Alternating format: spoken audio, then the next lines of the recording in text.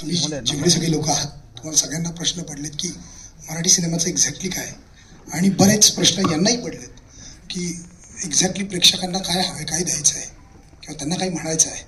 तर मराठी सिनेमाची आत्ताची आव्हाने, निर्मिती देईल प्रेक्षक. आदित्य सर, मला वाटतं शेवटचा मराठी चित्रपट ज्यांचा रिलीज झाला आहे सुनील सर, त्यांनी सुरुवात करावी आणि नंतर नक्की परेशनी बनवावं, कारण परेश त्याच्या आधी परेशचा सिनेमा होता.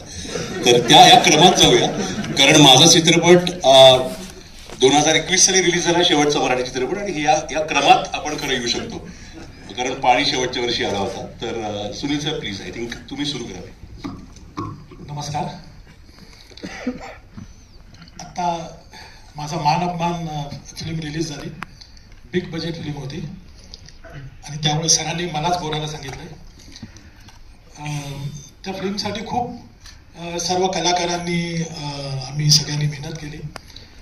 त्याला चांगले म्युझिशियन शंकर एहसान लॉय, त्यांनी 14 गाणी बनवली फिल्मची. सर्व सिंगर्स लोकांनी सगळ्यांनी खूप कष्ट घेतले, पण एवढं सगळं करून थिएटरमध्ये त्याला पाहिजे तेवढा रिस्पॉन्स नाही आला. म्हणजे ज्या बजेटची आपण फिल्म बनवतो, आता असा प्रश्न वाटतो की म्हणजे काही मी फिल्म खूप कमी बजेटच्या आपण बनवल्यात, तर आता असं वाटतं की 9 करोडची फिल्म बनवायची का 50 लाखाची फिल्म बनवायची. कारण थिएटरमध्ये समजा लोक सुरुवातीला, आज पहिला दिवस आहे, आज थिएटरमध्ये लोक आले आणि लोकांनी फिल्म पाहिली आणि मग पाहून मग लोकांनी जर फिल्मबद्दल काही कॉमेंट्स केलं वगैरे किंवा तर त्याच्याबद्दल काही वाटत नाही. पण न बघता थिएटरमध्ये पहिल्या दिवशी एवढी काही क्राऊड नाही आणि त्याच्याबद्दल बरंच काही कॉमेंट्स वगैरे करतात लोक. आणि काही असे सोशल मीडियावरती काही असे ग्रुप्स आहेत, ते फिल्मबद्दल म्हणजे न पाहता किंवा काही न करता त्याच्याबद्दल फिल्मबद्दल काही लिहायला सुरू करतात आणि त्याच्यामुळे कदाचित ऑडियन्स फिल्मकडे, थिएटरकडे येत नसतील. तर त्यामुळे मी आत्तापर्यंत ही माझी मानापमान 21वी फिल्म आहे. मी 2008 पासून फिल्म बनवतो. पूर्वी फिल्म बनवायचं तर त्यावेळेला फिल्म बनवली की ती थिएटरला थोडं बहुत त्याचं कलेक्शन यायचं. मोझर बिअरवाले त्याचे ऑडिओसाठी, व्हिडिओसाठी ती फिल्म विकली जायची. ETV होती किंवा जी टॉकीज यांच्याकडे त्याचे राईट सॅटेलाईट विकले जायचे. असं करून फिल्मचे कलेक्शन चांगलं होत होतं आणि फिल्म आत्तापर्यंत सगळ्या प्रॉफिटमध्ये येत होत्या. पण आता गेल्या काही 2-3 वर्षापासून अशी परिस्थिती आहे की फिल्म बनवली तर ती सेल करायला आपण जर कुठल्या चॅनलकडे गेलो तर ते चॅनलवाले फिल्म घेताना खूप विचारतात की त्याचे आर्टिस्ट कोण आहेत, काय आहेत वगैरे, हे सगळं विचारून मग ती फिल्म पाहतात आणि मग ते घेणार का, म्हणजे पाहण्यासाठी पण त्यांना 50 फोन करावे लागतात आणि त्यासाठी खूप स्ट्रगल करावं लागतं की बाबा माझी एकदा फिल्म तरी पाहून घ्या म्हणून. तर अशी सध्या इतकी म्हणजे वाईट परिस्थिती आहे इंडस्ट्रीची, मराठी फिल्म इंडस्ट्रीची. आणि OTT आल्यापासून तर सगळेजण आता, एक तर असं प्रोडक्शन हाऊस आहे, ते सगळेजण आजकाल मराठी फिल्म त्यांच्याकडे रिलीजसाठी देतात. ते प्रोडक्शन हाऊसचं असं आहे की last come first in first out असं त्यांचं आहे. तर ते कुठलीही फिल्म ते रिलीज करतात, रिलीज केल्यावर त्याचे राईट्स ते स्वतःकडे ठेवतात आणि 2 महिन्याच्या आत ती फिल्म Amazon प्राईमला ती तुम्हाला त्यांच्या डॅशबोर्डवर दिसून येते. मग ती जर, आता प्रेक्षकांना पण असंच वाटतं की 2 महिन्यांनी ती फिल्म तर जर आपल्याला OTTला जर टीव्हीवरतीच पाहायला मिळत असेल तर कशाला 1000 रुपये खर्च करून थिएटरला जायचं. तर त्यामुळे आता म्हणजे ह्या सर्व गोष्टींमुळे खूप पोझिशन फिल्मची, खूप मराठी फिल्मची हे खूप वाईट आहे. तुम्हाला काय म्हणायचं असेल तर, 2 चित्रपट एका वर्षात आल्यामुळे झालं. आदित्यनी जो क्रम लावलेला आहे की ज्या काय क्रमाने फिल्म पडल्या आहेत, कचकल्या आहेत, अशा लोकांचा त्यांनी हा जो क्रम लावलेला. 2 आठवड्यापूर्वी यांची पडली होती, 4 आठवड्यांपूर्वी माझी पडली, 6 आठवड्यांपूर्वी याची पडली होती. सगळे अशा क्रमाने सगळे चाललेले, ते उत्तमच आहे. पण खरंच मी खूप साहसी माणूस आहे असं मला परत एकदा दिसतंय. कंपोस्ट बोंबिलवाडी सारखा सिनेमा केल्यानंतरही जाहीर कार्यक्रमामध्ये यायचं धाडस मी दाखवतोय. म्हणजे आता पटेलांसमोर कोण काय बोलणार, त्यामुळे सध्या माझं चुकतंच आहे सगळं, लक्षात आलं. पण आता मराठी काय किंवा कुठल्याही भाषेतले चित्रपट काय, तीच आव्हानं आहे, विशेष काही वेगळी आव्हानं नाही. आणि त्याच्यावर एकच उत्तर आहे, तो म्हणजे चांगला चित्रपट तयार करणं, जो आम्ही करत नाहीये. आता याच्यामध्ये परत ठीक आहे, आपण उहापोह नक्कीच करू शकतो की प्रत्येक चांगला चित्रपट हा व्यावसायिकदृष्ट्या यशस्वी होतोच असं नाही, आणि व्यावसायिकदृष्ट्या यशस्वी असणारा चित्रपट चांगला असतोच असंही नाही. पण याच्यात इतकी व्यक्तिसापेक्षता आहे की आता काय सांगायचं. त्यामुळे यांना आवडेल ते तुम्हाला आवडणार नाही, तुम्हाला आवडेल ते त्यांना आवडणार नाही. जे त्यांच्या दृष्टीने सगळ्यात निकृष्ट असेल ते यांच्या दृष्टीने सगळ्यात उत्कृष्ट असेल. आता ह्या सगळ्या व्यक्तिसापेक्षताच्या मतामतांतराच्या गलबल्यामध्ये आपल्याला एक असं ठोस काही धोरण किंवा एक काही तत्व सांगता येत नाही. प्रेक्षकांना आवडेल ते प्रेक्षक पाहत असतात, आणि एखाद दुसरं वर्ष असं येतं की ज्याच्यामध्ये फार कुठला चित्रपट चालत नाही. त्याच्यामुळे एकदम चिंताक्रांत व्हायची गरज आहे असं मला वाटत नाही. हे 1-2 वर्षांची आवर्तनं येत जात असतात, आणि परत नव्याने अचानक 2-3 चित्रपट गाजत असतात व्यावसायिक दृष्ट्या म्हणून, आणि त्यांचं जे काही व्हायचं ते होत असतं. पण माझ्या समोरचा, मी स्वतःला फक्त लेखक दिग्दर्शक समजतो, मी निर्माता ह्या प्रकारात मोडतच नाही स्वतःला. आणि म्हणून मी फक्त माझ्या वतीने एवढंच सांगू शकतो की आम्ही चांगले चित्रपट करण्याची गरज आहे, आपापल्या वकुबानुसार, आपापल्या आवडीनिवडीनुसार. पण अजूनही चांगला चित्रपट माझ्या हातून झालेला नाही, तो यापुढे धडपडून करत राहीनच मी. यशस्वी होईन की नाही ते तुम्ही ठरवायचे, समीक्षकांनी ठरवायचे. पण याच्यावरची ही माझी मौलिक मतं ही प्राथमिक ही अशी आहेत सर. परेशकडनं चांगला चित्रपट झाला नाही हे मला खरं पटत नाहीये, पण आता जाऊ दे, तू म्हटला चित्रपट.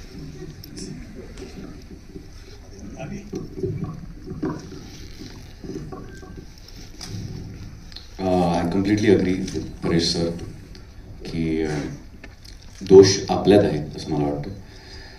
आणि पण ते प्रयत्न आपले चालूच राहतील, चांगला चित्रपट बनवायचे, चांगली स्क्रिप्ट घडवायचे. What I am feeling, where we are suffering right now, आणि त्याला काहीच कोणीच जाणून बुजून करत नाही. मला वाटतं ती सिच्युएशन आहे. आता मी इथे एक्सपर्ट नाही आहे, हे सगळी मंडळी माझ्यापेक्षा खूप senior experience wise in everything, पण हे जे मी अनुभवलं ते मी शेअर करतोय. Please correct me if I am wrong. पण मला असं वाटतं की मराठी सिनेमाला रिस्क टेकर्सची गरज आहे आजच्या काळात, जे आज पोझिशन ऑफ पॉवरमध्ये नाही आहेत.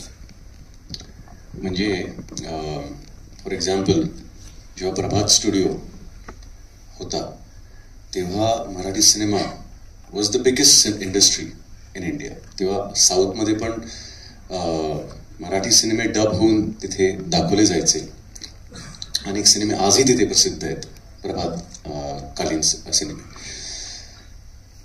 तर तो जो स्टुडिओ होता, नंतर फॉर एव्हर रिझन्स, त्यानंतर राजकमल स्टुडिओ, त्यानंतर Marathi filmmakers have not been in position of power and decision makers in the industry, because of which मग आता हे कोणी जाणून बसून केलं नाही, ही काय कॅम्पिझम नाही मी म्हणत आहे. It's a natural tendency. जर मी कुठली फिल्म बनवायला घेतली तरी माझ्या मित्रांना घेऊन मी फिल्म बनवणार, किंवा मी माझ्या लोकांना जवळ करून एक कंपनी उभी करणार. तर सिमिलरली इंडियन फिल्म इंडस्ट्रीमध्ये एक पंजाबी वेव आली, बंगाली वेव आली. We need a Marathi wave which is now slowly coming, I feel, with filmmakers like Aditya Sarpotdar, crossing over, Munjya सारखी film. There is Laxman Utekar, there is Paresh, खूप सगळे. आता हळूहळू आपण, मला वाटतं step by step we are getting there. जेव्हा मोठे कॉर्पोरेट स्टुडिओज आहेत which are run by people who are not non Marathi, they don't choose to promote Marathi cinema so much. म्हणजे माझा एक सगळ्यात मोठी खंत ही आहे की आज साऊथ इंडस्ट्री ला जे मायलेज मिळतंय पॅन इंडिया, त्याला कारणीभूत गेली 10-15 वर्ष आहेत. कारण सॅटेलाईटवर झी स्टार गोल्ड आणि झी सिनेमासारखे जे चॅनल्स होते त्यावर मला आठवते आपण कॉलेजमध्ये असताना ते सिनेमे डब होऊन दाखवायचे चॅनल्सवर, आणि आपल्याला सवय झाली ते साऊथची फिल्म्स बघायची. तसे मराठी सिनेमे डब होऊन दाखवले गेले नाहीत. आय वंडर व्हाय. आणि पॅन इंडियातील लोकांना आपण सवय नाही लावली मराठी सिनेमे बघायची. सो हे कोणी कदाचित ठरवून केलं नसणार, ते घडलं असेल कारण for ever reasons, I don't know. But we need, Marathi cinema needs branding असं वाटतं. Marathi cinema needs to be, म्हणजे आता हरिश्चंद्रची फॅक्टरी असो किंवा सैराट असो किंवा लय भारी असो, हे सिनेमे डब होऊन हिंदीत डब होऊन टेलिव्हिजनवर किंवा इथे का नाही दाखवले जात. आता डिजिटल प्लॅटफॉर्ममुळे आता अर्थात ते सगळं सिनारिओ बदलला आहे. But I feel this is the main problem.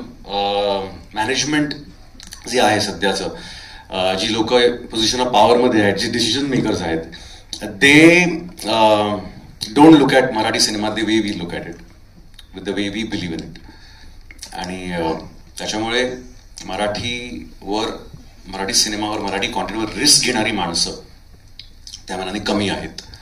आणि जी आहेत पोझिशनमध्ये, they have to report to someone, आणि त्यांचा KRA सांभाळायचा असतो कंपनीत. त्यामुळे ते एक विशेष सर्कल झालंय. आणि आय फील, पण ते हळूहळू बदलत जाणार आहे.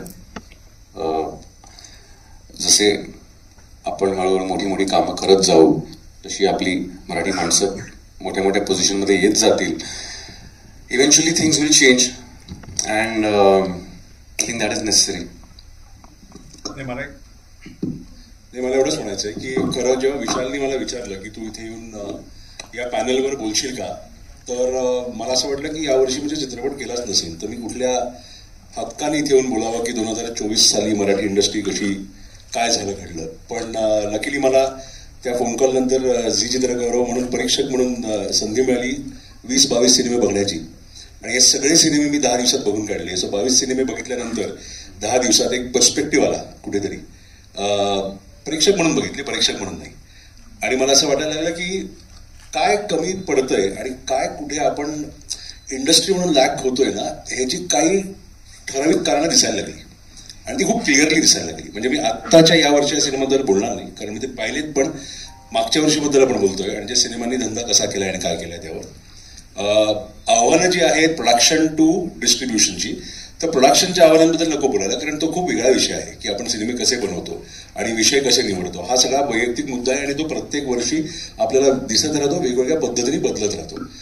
पण आपण जर धंद्याबद्दल बोललो, प्युअरली धंद्याबद्दल बोललो, तर यावर्षी आपण 2024 साली आपण जवळजवळ 130 सिनेमे रिलीज केले मराठीमध्ये. आपला टोटल ग्रॉस धंदा इंडस्ट्रीचा 200 कोटीच्या खालचा आहे. म्हणजे आपल्याला दिसू शकतं की आपण काय आकड्यांवर ही इंडस्ट्री जगतीये, विच इज एक्स्ट्रीमली लो. जर तुम्ही कंपॅरिझन करणार नाही, पण मल्याळम सिनेमा 1300 कोटीच्या धंद्यावर टर्नओव्हरवर होता, आपण 200च्या खाली आहोत. आता हे का घडतंय? जेव्हा आपल्याकडे 126-130 सिनेमे रिलीज झालेत, असं नाही की आपला आकडा तो कमी आहे. तर मग आपण नेहमी या गोष्टींना असं एक कारण देत असतो आपण की नाही प्रेक्षक येत नाहीत. पण आपण एवढे सिनेमे दिले त्यातलं काहीच कसं, म्हणजे आपण 5 सिनेमे म्हणतोय जे 10 कोटीवर गेले, ज्यात नाचगा गुमावत आहे. आणि मॅक्सिमम आपल्याकडे ग्रॉसिंग सिनेमा नवरा माझा नवसाचा तो सिक्वल होता. तर काय झालं, जे हे 5 ॲटलिस्ट 10च्या वर गेले आणि जवळजवळ 120 सिनेमे नाही गेले. तर खूप कॉमन गोष्ट जाणवते जेव्हा तुम्ही ते 20 सिनेमे बघितले की आपण खूप उत्तम स्टोरीज निवडतो आपल्याकडे या सगळ्या सिनेमांमध्ये. म्हणजे मी 1, 2, 3, 4चं उदाहरण देईल. आळेकर सर होते त्यामध्ये. खूप उत्तम सिनेमा होता तो, खूप इंटरेस्टिंग स्टोरी होती, खूप छान होतं, पण तो लोकांपर्यंत पोहोचलाच नाही. लोकांना कळलंच नाही ती फिल्म कधी आली आणि कधी गेली. तर आपण बहुतांश मार्केटिंगमध्ये कमी पडलो आहोत, लोकांपर्यंत सिनेमा पोहोचवण्यात नाही. पण लोकांना एक्साइट करून थिएटरमध्ये आणण्यात. आणि या दोन खूप वेगळ्या गोष्टी आहेत की लोकांपर्यंत सिनेमा पोहोचला का तर पोहोचला, पण लोकांना सिनेमा थिएटरमध्ये येऊन बघावंसं वाटलं का नाही. हे का निघडलं तर आपल्याकडे त्याच मार्केटिंग स्ट्रॅटेजीज वापरल्या जातात, तेच सोशल मीडिया कॅम्पेन केलं जातं, त्याच पद्धतीने PR केला जातो. आणि एक दुर्दैवी गोष्ट आहे की आपल्याकडे का एक वेगळ्या एजन्सीज आणि आपल्याकडे डेव्हलप झालेलं एक वेगळं पूर्ण यंत्रणा नाहीये जी फिल्म प्रमोशन, मार्केटिंग आणि डिस्ट्रीब्युशन पर्यंत वेगळ्या पद्धतीने प्रत्येक सिनेमाकडे बघू शकतो. म्हणजे मी आता कॅम्पेन वाईज तुम्ही विचारलं तर डेफिनेटली मला वाटतं की मुक्काम पोस्टची कॅम्पेन वेगळी झाली, पण त्यात मला हे माहित नाही की परेश किती इन्व्हॉल्ड होता आणि प्रोडक्शन कंपनी किती इन्व्हॉल्ड होती किंवा प्रेझेंटर किती इन्व्हॉल्ड होता. पण हे खूप कॉमन दिसायला लागतं की प्रोड्युसर किंवा डिरेक्टरच आयडियाज घेऊन येतात आणि ते एक्झिक्यूट ठराविक लेवलला होतात. एक एजन्सी थ्रू एक स्पेशलाइज्ड पद्धतीने होत नाही. आणि हे रेग्युलरली गेले 20 वर्ष आपण हेच बघत आलो आणि हेच बोलत आलो की डिस्ट्रीब्यूट सिनेमे होत नाहीत, मग आता प्रमोट होत नाहीत, आता मार्केट होत नाहीत. येस, आपल्याकडे बजेटची आव्हानं 100% आहेत. आपण कम्पीट करू शकत नाही. जो स्पेंड आहे, टोटल मीडिया स्पेंड आहे, जो इतर हिंदी, तेलुगू, तमिळ, जो महाराष्ट्रामध्ये तेलुगू सिनेमाचा जो मीडिया स्पेंड आहे तो मराठीच्या तिप्पट आहे. फक्त महाराष्ट्रासाठी म्हणतोय आम्ही. मग आपण त्यांच्याबरोबर इन नंबर्स कम्पीट करू शकतो का तर नाही, पण ऍटलिस्ट आपण आयडिएशनवर आपण क्रिएटिव्हली काहीतरी वेगळं करू शकतो. ज्यांनी केलंय त्यांचे सिनेमे चाललेत असं मला वाटतं. कंटेंट वाईज मला नेहमी हे दिसत आलं आणि मला यावर्षी जास्ती प्रकर्षाने जाणवलं की स्टोरीज, स्क्रीन प्लेज, परफॉर्मन्सेस अतिशय उत्तम होते, खूप उत्तम होते. म्हणजे मला परेशचं म्हणणं आहे की आपण वी कॅन डू बेटर आहे, नक्कीच दरवर्षी वाटतं की वी कॅन डू बेटर, पण प्रेझेंटेशनमध्ये आणि सिनेमॅटिक प्रेझेंटेशनमध्ये कुठेतरी कमी पडताना दिसतात हे सिनेमे रेग्युलरली. हे का असं होतंय? आपण का एक सिनेमा दाखवत नाही लोकांना थिएटरमध्ये? का आपण कुठेतरी कमी पडतो की एक व्हिज्युअल एक्सपिरियन्स? कारण प्रेक्षकांना व्हिज्युअल सिनेमॅटिक एक्सपिरियन्सच बघायला थिएटरमध्ये यायचंय, हे का जाणून घेत नाही आपण? हा मला कुठेतरी मुद्दा सतत जाणवायला लागला. मग हे सिनेमे अरे OTTवर बघूच आहे ना, कारण तो तेवढाच बघायचा आहे, हा लोकांच्या मनात निर्माण झालेला आहे कुठेतरी एक विचार आहेच आहे. आणि आपण वी कॅनॉट डिनाय दॅट की ट्रेलर आणि प्रोमो बघून हा सिनेमा मी घरी पण बसल्या बघू शकतो. मी का थिएटरमध्ये जावा हा सिनेमा बघायला? हे कुणालाही तुम्ही विचारलं तर त्याचं हे उत्तर असतं, हा प्रश्न असतो आपल्याला की मी का बघावा हा सिनेमा थिएटरमध्ये. जर वाटला बघावासा तर तो प्रेक्षक जातोय थिएटरमध्ये सिनेमा बघायला आणि तो सिनेमा त्या लेवलला त्या प्रेक्षकांमध्ये चालतोय. म्हणजे बाई पण भारी असो किंवा नवरा माझा नवसाचा असो, इव्हेंट फिल्म्स किंवा ज्या सिनेमांमध्ये एक अख्खं कुटुंब जाऊन एंटरटेन होऊ शकतं असे सिनेमे थिएटरमध्ये गेल्या 1.5 वर्षात हिंदीही चाललेत आणि मराठीही चाललेत महाराष्ट्रामध्ये.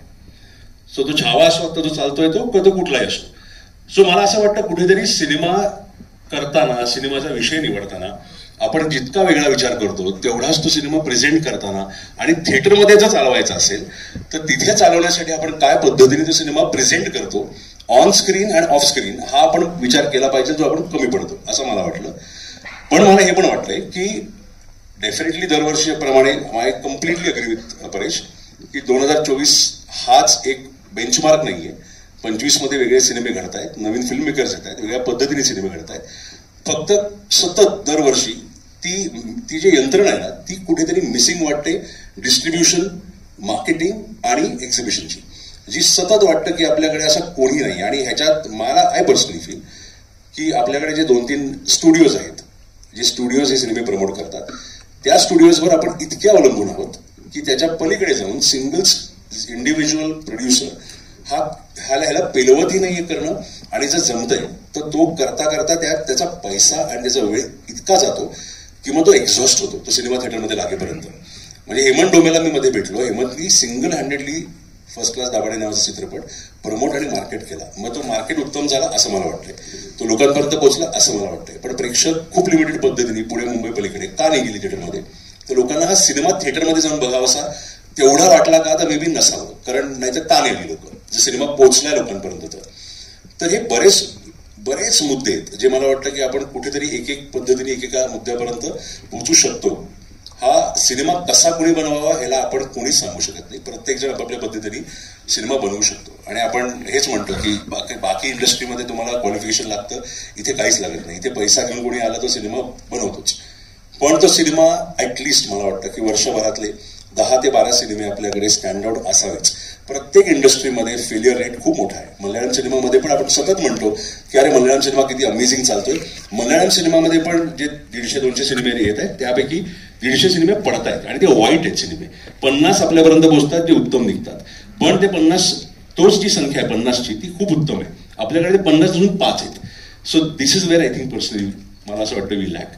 पण या पलीकडे जाताना दरवर्षी म्हणजे 2008 साली मी पहिली फिल्म केली आणि आता 18 वर्षात मी दरवर्षी हेच बघत आलोय की नवीन फिल्म मेकर्स, तो अविनाश असो, जेव्हा परेशनी हरिश्चंद्र केला तेव्हा परेश होता, उमेश असो, किंवा जे नवीन फिल्म मेकर्स येत गेले त्यांनी कुठेतरी ते गणित बदललंय आणि त्यांनी कुठेतरी सतत काहीतरी एक वेगळी होप दिली आहे. तर यावर्षी पण तो सिनेमा यावा, आपण खूप म्हणजे जानेवारी फेब्रुवारीतच होतो, यावर्षी पण एक असा सिनेमा यावा ज्याने ते बदलावं असं मला वाटतंय. पण येस, आव्हानं म्हटली तर it is not a great sight आणि unfortunately we are facing it now. तर लेट्स होप की जरा बेटर होईल.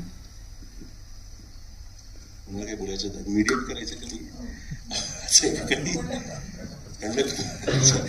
नाही. पण मला एक आता परेश मी कंडक्ट करणार असं म्हणलं असायला लागलायस तू.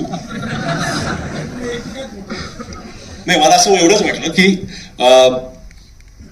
परेश तसा म्हटलं तर परेश तू सिनियर आहे सगळ्यात आमच्या इन टर्म्स ऑफ काम आणि इन टर्म्स ऑफ तू ज्या पद्धतीने फॉर्मॅट बदलत आलायस आणि वेगळ्या पद्धतीने काम करत आलाय. आणि यावर्षी 2 सिनेमे केले ज्यातला एक सिनेमा खूप उत्तम चाललेला आहे.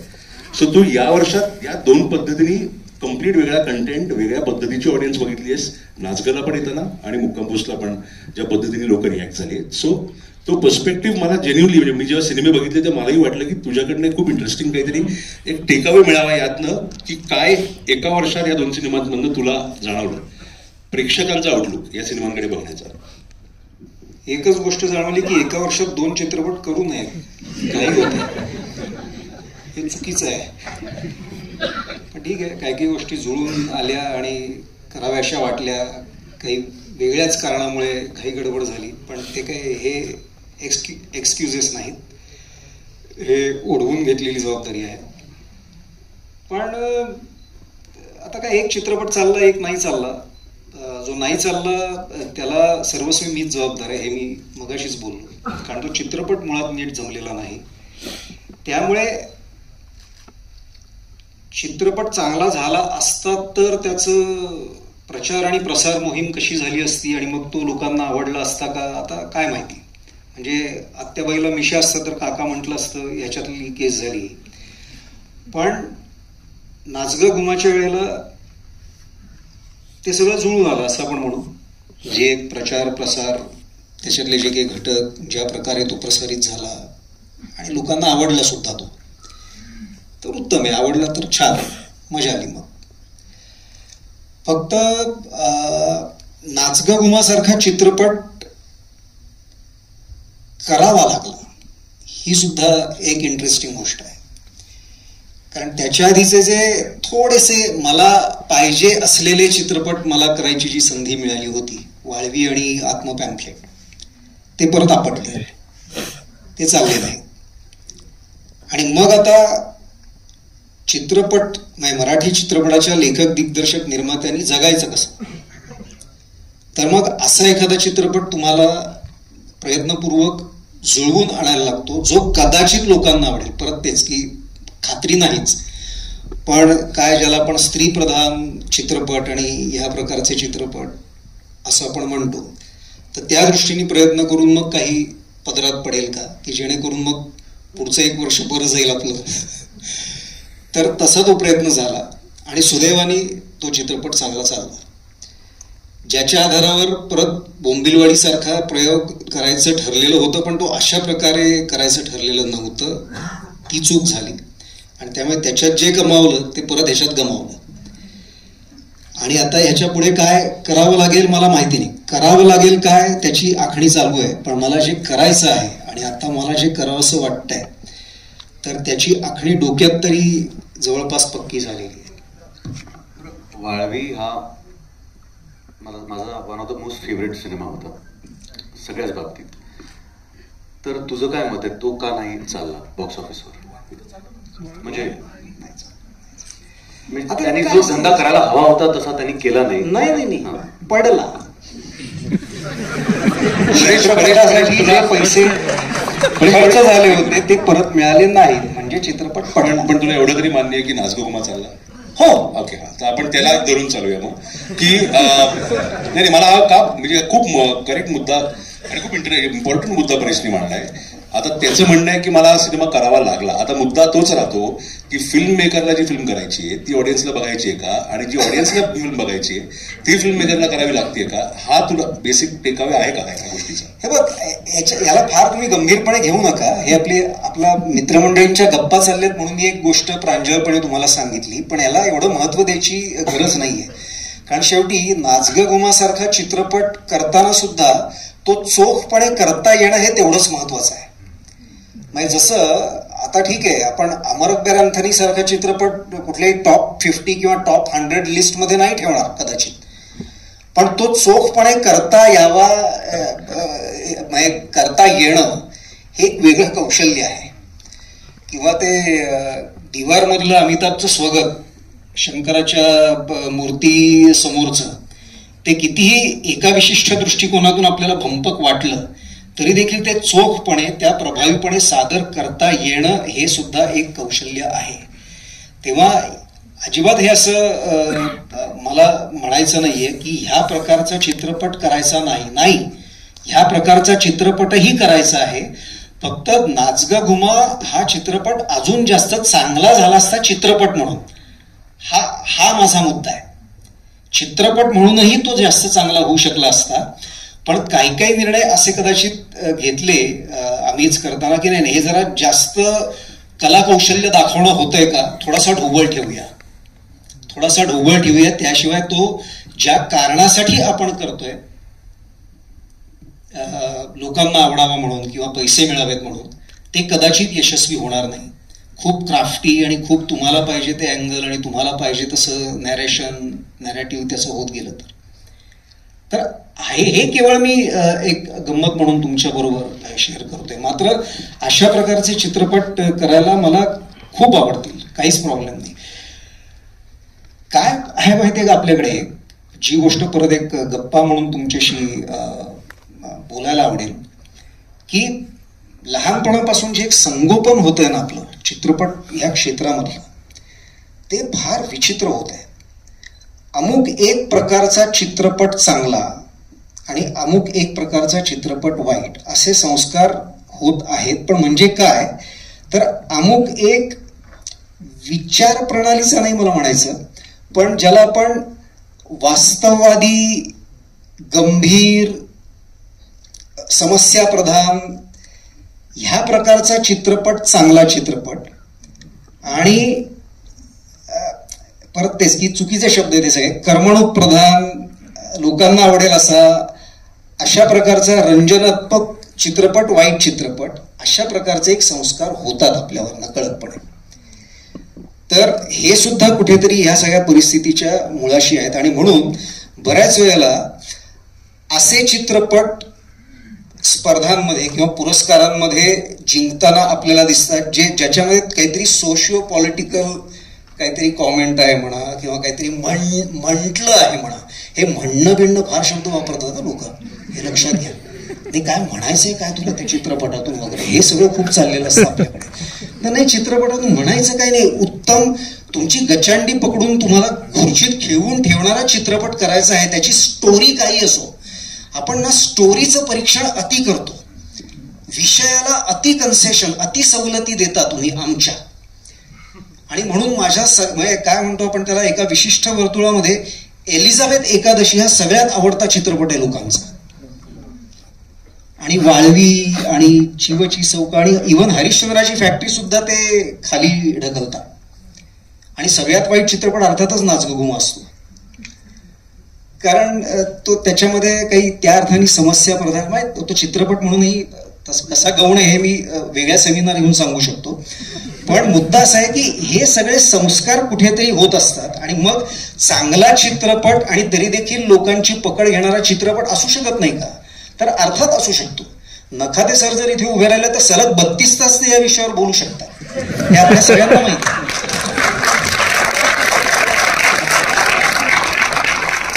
पण आपल्या समीक्षकांना सुद्धा एक दृष्टिकोन, एक पर्स्पेक्टिव्ह पाहिजे. म्हणजे एकीकडे ह्या प्रकारच्या चित्रपटांवर टीका होत असताना जर एकीकडे आपण बार्बी आणि ओपनहायमरचं कौतुक करत असू तर जरा चिंताकारक परिस्थिती आहे असं मला वाटतं. हे खूप धाडसी आणि खूप म्हणजे चिखलामध्ये मी उडी मारलेली आहे, मला मान्य आहे, पण एक विषयाला तोंड फोडण्याच्या दृष्टीने मी हे विधान केलेलं आहे.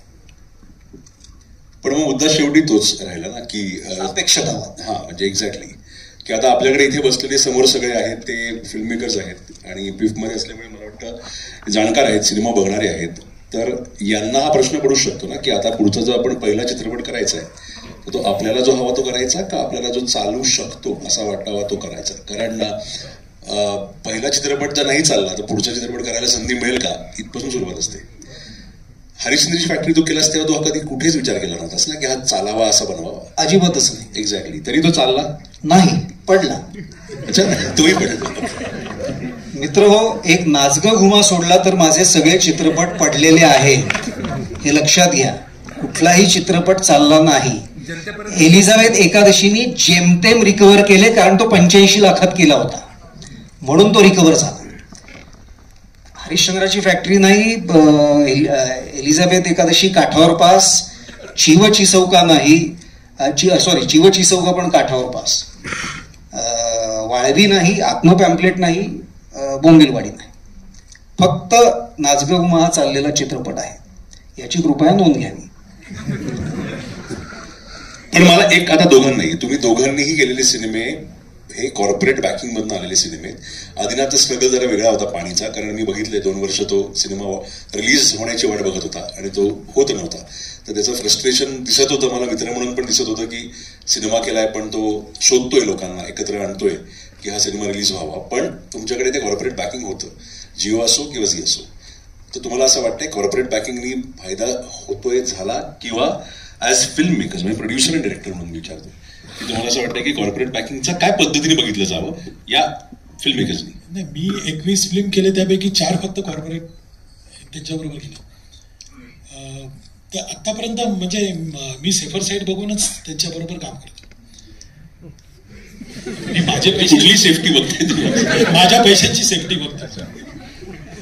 त्यामुळे मी लॉसमध्ये जात नाही ना. पण एखाद्या फिल्मसाठी आपण खूप कष्ट केलेले असतात, मेहनत केलेली असते आणि त्यामुळे तर असं वाटतं ना की ती फिल्म चालली पाहिजे. लोकांनी त्याचं, जसं आता मी कट्यार, मला आजपर्यंत कट्यारला आता 10 वर्ष होत आली, पण माझी कोणी पण ओळख करून देताना हा कट्यारचा निर्माता म्हणून करून देतात किंवा डॉक्टर काशीनाथ घाणेकरचा निर्माता म्हणून करून देतात.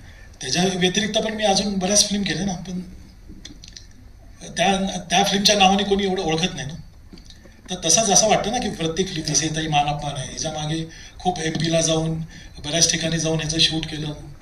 आणि आता जर तुम्ही म्हटला की प्रमोशनबद्दल, तर ती फिल्म जिओचीच फिल्म होती आणि जिओनीच बाई पण जिओनीच फिल्म केली, किंवा हिंदी बऱ्याचशा फिल्म ज्या आहेत स्त्री वगैरे सगळ्या, या फिल्म पण जिओच हे करतं, त्याचं प्रमोशन पण जिओच करतो. म्हणजे तीच टीम मराठी पण करते, तीच टीम हिंदीचं पण करते. ते बरोबर आहे. मी माझं म्हणणं की बॅकिंग कॉर्पोरेटचं म्हणजे तुम्हाला कॉर्पोरेट बॅकिंग सुरुवातीपासून होतं ना फिल्मला, फंडिंग तो तुम्ही विकली ती फिल्म. माझी 10व्या फिल्मला म्हणजे आता शेवटच्या सिनेमा. हा, ते माझं त्याच्यामध्ये रिस्क काहीच नाही आहे. ते तर जिओ म्हणजे जिओच त्याच्यासाठी सगळे पैसे त्यांचे. सुरेश सर काय? माझा अनुभव चांगला आहे कॉर्पोरेट बरोबरचा. पहिले 2 चित्रपट आम्ही केले, माझे मी केले, म्हणजे हरिश्चंद्राची फॅक्टरी आणि एलिझाबेथ एकादशी. पण चिवचिसौका, वाळवी, खटला बिटला जो अजून रिलीजच झालेला नाही आहे, आणि कुठला आत्मपॅम्पलेट, हे Zee, Viacom, colour yellow, T series ह्या लोकांबरोबर केले होते आणि माझा तो अनुभव चांगला आहे. दे फायनान्स द होल प्रोजेक्ट आणि मग जे काही नफा नुकसान होतं ते त्यांचं होतं. सो रिस्क मॅनेजमेंट बद्दल म्हणून ते त्याबद्दल चांगला अनुभव म्हणतो. नाही, ओव्हरऑलच ना, काही इंटरफेरन्स नाही, काही हे नाही. जे ठरलं होतं बजेट तुमचा, ओके ही स्क्रिप्ट आहे, मग साधारण किती खर्च अपेक्षित आहे त्याप्रमाणे तो खर्च तुम्हाला मिळाला. त्यांची लोकं आणि आमची लोकं दोघांनी मिळून एक्झिक्यूट केला तो, तेव्हा त्याच्यामध्ये पूर्णपणे पारदर्शकपणा होता आणि त्याचा जो काही जमा खर्च होता तो अगदी उघडच होता. त्याच्यामध्ये काही फार लपवालपी करू शकत नाही आजकाल, ते तुला माहितीच आहे. मार्केटिंग मध्ये फायदा झाला तुला दोन्ही सिनेमांना, म्हणजे इंडिपेंडेंट केलं असतंच तर. हो, म्हणजे आता काय, ह्या कंपन्यांची एक विशिष्ट एक सरदोपट शैली आहे की ह्या विशिष्ट घटकावर एवढे पैसे खर्च करायचे, ह्या विशिष्ट घटकावर एवढे घ्यायचे, ह्या प्रचारावर एवढे, ह्या प्रसारावर एवढे. त्याप्रमाणे ते करतात. आणि हे बघ, चित्रपटाचा प्रचार आणि प्रसार होतो, वर्तमानपत्रात जाहिराती येतात, टीव्हीवर जाहिराती येतात, काय तुमचं आजकाल डिजिटल वगैरे आहे, तिकडे काय करायचं तुम्हाला ते करतात, तुमचं टीजर आणि ट्रेलर येतं यूट्यूब आणि या सगळ्या माध्यमांवर. तेव्हा लोकांपर्यंत चित्रपट पोहोचतच नाही असं होत नाही. तो मुळातच टीजर आणि ट्रेलर पाहिल्यानंतर अरे बापरे हे होय मग नको पाहिला असं जर लोकांना वाटलं तर काय करायचं हा प्रश्न आहे. आणि तो पूर्णपणे आमचा प्रश्न आहे ना, तो लोकांचा प्रश्न थोडीच आहे. पण मग आदिनाथ, तुला पॅकिंग नव्हतं आणि तू शोधत होतास ते पॅकिंग, तर तुला त्याचा अनुभव कसा आला पाणी सगळं? माझा अनुभव तर 2015 मध्ये मी ठरवलं की ह्या विषयावरती आपण सिनेमा बनवायला घेऊया. नितीन दीक्षित, आम्ही सगळं स्क्रिप्टिंग सुरू केलं. 2000 सगळं मी सांगतो सुरुवातीपासून, म्हणजे तुम्हालाच कळेल काय झालं. 2017 मध्ये माझा पहिला ड्राफ्ट रेडी झाला 2016च्या एंडला, आणि मी जाऊन एका मोठ्या नेटवर्कला ऐकवली आणि त्यांना खूप आवडली. मग त्यांनी 6 महिने 8 महिने 4 वेळा ती स्क्रिप्ट ऐकली, सगळ्या टीमला ऐकवली. पण अर्थात नवोदित दिग्दर्शक आहे तर, आणि तेव्हा माझं स्वप्न होतं की मी काम पण करीन. तर ते एवढं धाडस बघून मला वाटतं त्यांना ते मस्त गॉट कोल्ड फीट प्रॉब्ली, आणि हे माझं मत आहे कदाचित, त्यामुळे ते नाही झालं पुढे. मग अजून एक मोठ्या हिंदीतल्या प्रोड्युसरकडे गेलो, तिथे पण नाही झालं. आणि शेवटी प्रियंका चोप्रा मला स्क्रिप्ट आवडली आणि त्यांनी समोर मला सांगितलं की तू काम का नाही करते, तू पण काम कर, तूच रोल कर. त्यांनी एवढं मोठं धाडस केलं आणि माझ्यावर विश्वास दाखवला. Finally I got a producer who backed me. Film बनवली. मग आम्ही त्या नेटवर्कला ज्यांना आम्ही आधी ऐकवली होती, फिल्म रेडी झाल्यावर परत त्यांच्याकडे गेलो, कारण त्यांनी मला सांगितलं की तुझी रेडी झाल्यावरती you make the film then will come on board, असं मला सांगितलं होतं. तर मग मी गेलो त्यांच्याकडे. त्यांना आवडली फिल्म बघून. ते म्हणाले की येस आपण करूया. त्या करूयामध्ये अनेक महिने गेले. परत आता 2019 आला होता आणि 2019 मध्ये फायनली सगळं ठरलं. आणि त्यासाठी पण मला खूप मग वेगळी चक्र फिरवावी लागली फायनली त्या ओके मिळवण्यासाठी. I had to seek help of my producer to swing, to pull some strings and get me a studio. कारण कसं आहे, फडतरे सर म्हणतात ते खरं आहे की सिनेमात रिस्क खूप असतं आजच्या काळात. कारण प्रेक्षकांपर्यंत सिनेमा पोहोचवणं, खास करून पाणीसारखा विषय, म्हणजे हा आता मी काय म्हणतो की कन्व्हेन्शनल, ती बघताना जे तुम्ही जर ट्रेलर बघाल ती कन्व्हेन्शनल धमाल फिल्म आहे असं नाही वाटणार, नाही आहे तशी. It's a very soft hearted love story with a realistic background. पण आता ही कशी विकायची लोकांपर्यंत, ही कशी पोचवायची? अर्थात सिनेमा चांगला आहे, गोष्ट चांगली आहे, ती लोकांना धरून ठेवते बघताना, पण हे लोकांना कन्व्हिन्स कसं करायचं? तर हे रिस्क आहे. ह्यासाठी एका निर्मात्याला किंवा एका स्टुडिओला किंवा प्लॅटफॉर्मला धाडस करावं लागेल की हा जर सिनेमा आपण त्या पद्धतीने विकला आणि जर चालला तर it can open new doors for new content. But nobody wants to take that risk. मगाशी मी जे म्हणालो की we don't have risk takers. People are playing safe. Formulas, त्यांचे फॉर्म्युलेज ठरले असतात की हा दिग्दर्शक, हे ऍक्टर्स, हा म्हणजे चांगला, म्हणजे आपल्याला विकता येईल, 2-3 गाणी आहेत, ओके प्रमोट करता येईल. हे कॉर्पोरेट फॉर्म्युलेज आहेत, आपले फिल्ममेकरचे फॉर्म्युलेज नाही, त्यांचे काही फॉर्म्युलेज ठरले आहेत. आणि ते फॉर्म्युलेज त्यांना, आणि जर ते फॉर्म्युलेज वापरून तो सिनेमा चालला नाही तर त्यांना फार काही उत्तर द्यावी लागत नाहीत ना त्यांच्या बॉसेसना. ते सांगितलं बघा ना, आम्ही सगळं जे ठरलंय आपल्या सिलेबसनुसार आम्ही ते सगळं केलं, हे चेहरे होते, गाणी पण होती, सगळं प्रॉपर होतं. So risk, so there job is safe. So आणि ते मी म्हणालो, म्हणून मी का म्हणालो की Marathi we need Marathi people leading corporate studios today, taking decisions. We don't have that. And because of that, we don't have risk takers. That's why nobody is taking a risk on Marathi content. Marathi प्रेक्षक वेगळा आहे. मराठी प्रेक्षक हा खूप रसिक प्रेक्षक आहे. तो वेगवेगळे जॉनर्स बघू शकतो, त्याला आवडतात बघायला. कॉन्टेंट ड्रिव्हन इंडस्ट्री आपली. We are not a star driven, we are never a star driven industry, we are a content driven industry. पण त्या कॉन्टेंटवर विश्वास ठेवणारी माणसं हवीत. आता एक सगळ्यात मोठा प्रॉब्लेम म्हणजे, हा प्रॉब्लेम नाही, ही रियालिटी आहे जी मी अनुभवली आहे आजपर्यंत. ती म्हणजे ह्या इंडस्ट्रीत, क्रिएटिव्ह इंडस्ट्रीत 2 प्रकारची माणसं तुम्हाला भेटतील. One is who understand content, and 2 are people who depend on people who understand content. आणि जो दुसरा प्रकार आहे तो 99% आहे.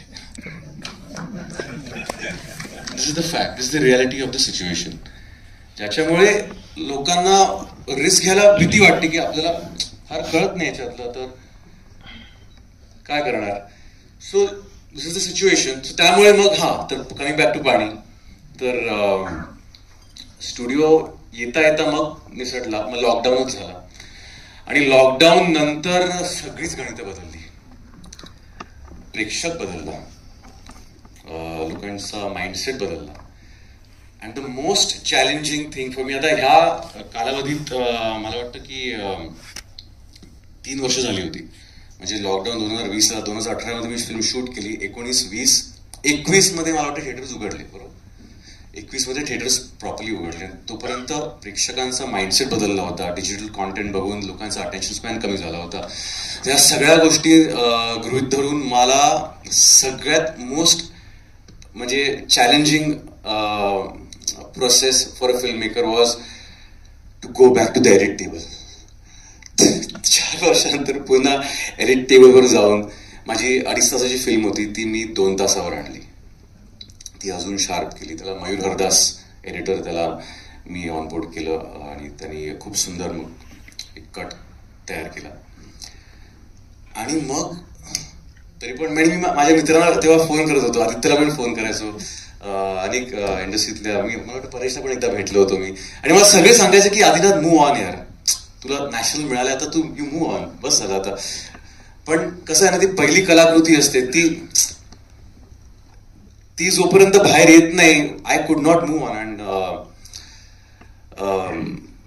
It was not just a career journey, it was a spiritual journey for me also, as a human being also. And I had to get this film out there यार. पण आधी तुला नॅशनल कुठल्या वर्षी मिळालंय? 19. आणि तुझी फिल्म कुठल्या वर्षी रिलीज झाली? 24. सो 3 वर्ष नॅशनल मिळाल्यानंतर तुला का थांबवलं लागलं? एक तर लॉकडाऊन, आणि त्यानंतर रिलीज करण्यासाठी मी स्टुडिओ शोधत होतो. सो मला जेवढं माहिती आहे, आणि मी नावात आपण घेत नाही होत म्हणून तर नावं घेतलीच नाही, पण मला नक्कीच माहिती आहे की एक स्टुडिओ ह्याचा सिनेमा घेणार होता आणि खूप काळ त्यांनी याला थांबून ठेवलं होतं, बरोबर. या सो हे आपल्याकडे खूप घडतं आणि सतत घडत राहतं. आणि यामुळे फिल्ममेकर सिनेमे बनवून खूप काळ थांबतात आणि त्याचं काहीच होत नाही, आणि मग तो सिनेमा कुठेतरी जुना व्हायला लागतो आणि मग ती धडपड परत सुरू होते. ते फिल्ममेकरची जी आदिनाथनी केली की नवीन लोक शोधा, नवीन स्टुडिओ शोधा, नवीन निर्माता शोधा. आत्मपॅम्पलेट बाबतीत परेशची ती फिल्म आहे, तो त्यांनी बॅक केली आहे फिल्म म्हणून. आशिषची धडपड ती वेगळी बघितली आहे, पण कुठेतरी मला असं परेश मलाही वाटतं, म्हणजे I might be wrong here, की कुठेतरी फडतरे सर किंवा तुमची एक आतापर्यंतची ओळख, तुमची एक कनेक्ट, तुमची एक या माध्यमाबद्दलची माहिती आणि तुम्हाला ओळखणारी लोक यातली थोडी गणितं थोडी सोपी होत असावीत, बरोबर. जो नवीन फिल्म मेकर असेल, आता स्थळसारखा सिनेमा घेऊ आपण जो येणार आहे पुढच्या महिन्यात, असे फिल्म मेकर्स असतील त्यांना मग शेवटी बॅकिंग लागत असणार आहे, कारण ते काय करणार, सिनेमे कुठे घेऊन जाणार. तर मग यासाठी आता आदिनाथची जी धडपड आहे ती प्रत्येकाची होत असावी असंच वाटतं ना, मग बरोबर आहे? बरोबर आहे, पण जर बराच चित्रपट तुमच्या हातून झाला असेल तर तुम्हाला पाठिंबा नक्की मिळणार. अनेक जण स्क्रिप्ट घेऊनही आमच्यासारख्या लोकांकडे येतात आम्ही त्यांना काय साधक बाधक असतील ते सल्ले देतो, त्यांना स्टुडिओकडे पाठवतो. स्टुडिओसुद्धा आमच्याकडून आलेली काय स्क्रिप्ट म्हणून त्यांच्या क्रिएटिव्ह टीमबरोबर त्याचं वाचन वगैरे ठेवतात. त्यांना आवडली तर घेतात, नाही आवडली तर नाही घेत. पण हे वातावरण आहे बऱ्यापैकी मराठीमध्ये. जर चांगली संहिता तुमच्या हातून लिहून झाली असेल किंवा चांगला चित्रपट तुम्ही तयार केलेला असेल तर त्याला मरण नाही. कुठे ना कुठे त्याला उठाव मिळू शकतो, हे मी पाहत आलेलो आहे. तेव्हा असं होणार नाही की अरे काय ब्रिलियंट स्क्रिप्ट आहे पण त्याला निर्माताच मिळत नाही, असं अजिबात होणार नाही. तुम्ही अजिबात काळजी करू नका, फक्त ब्रिलियंट स्क्रिप्ट मात्र लिहा. एक मला असं एक महत्वाचा मुद्दा वाटतो, कारण आपण प्री पॅन्डेमिक पोस्ट पॅन्डेमिक हा सगळा काळ बघतोय आणि सिनेमे सगळ्यांनी केलेले आहेत. मला एक महत्वाचा मुद्दा सोशल मीडियाचा आणि एक टर्म वापरली जाते यंगस्टर्समध्ये, कॅन्सल कल्चर नावाचा एक प्रकार आलेला नावा, की एक वाईट आहे ते सगळे वाईट म्हणायला लागतात आणि त्याला सगळे शिवे घालतात. न बघता ज्यांना माहीत पण नाही ते पण शिवे घालायला लागतात. किंवा आपल्याकडे खूप मोठ्या प्रमाणात कोणीही क्रिटिक झाले आणि कोणीही रिव्ह्यू लिहितं आणि तो रिव्ह्यू बऱ्यापैकी लोकांपर्यंत पोचतोही.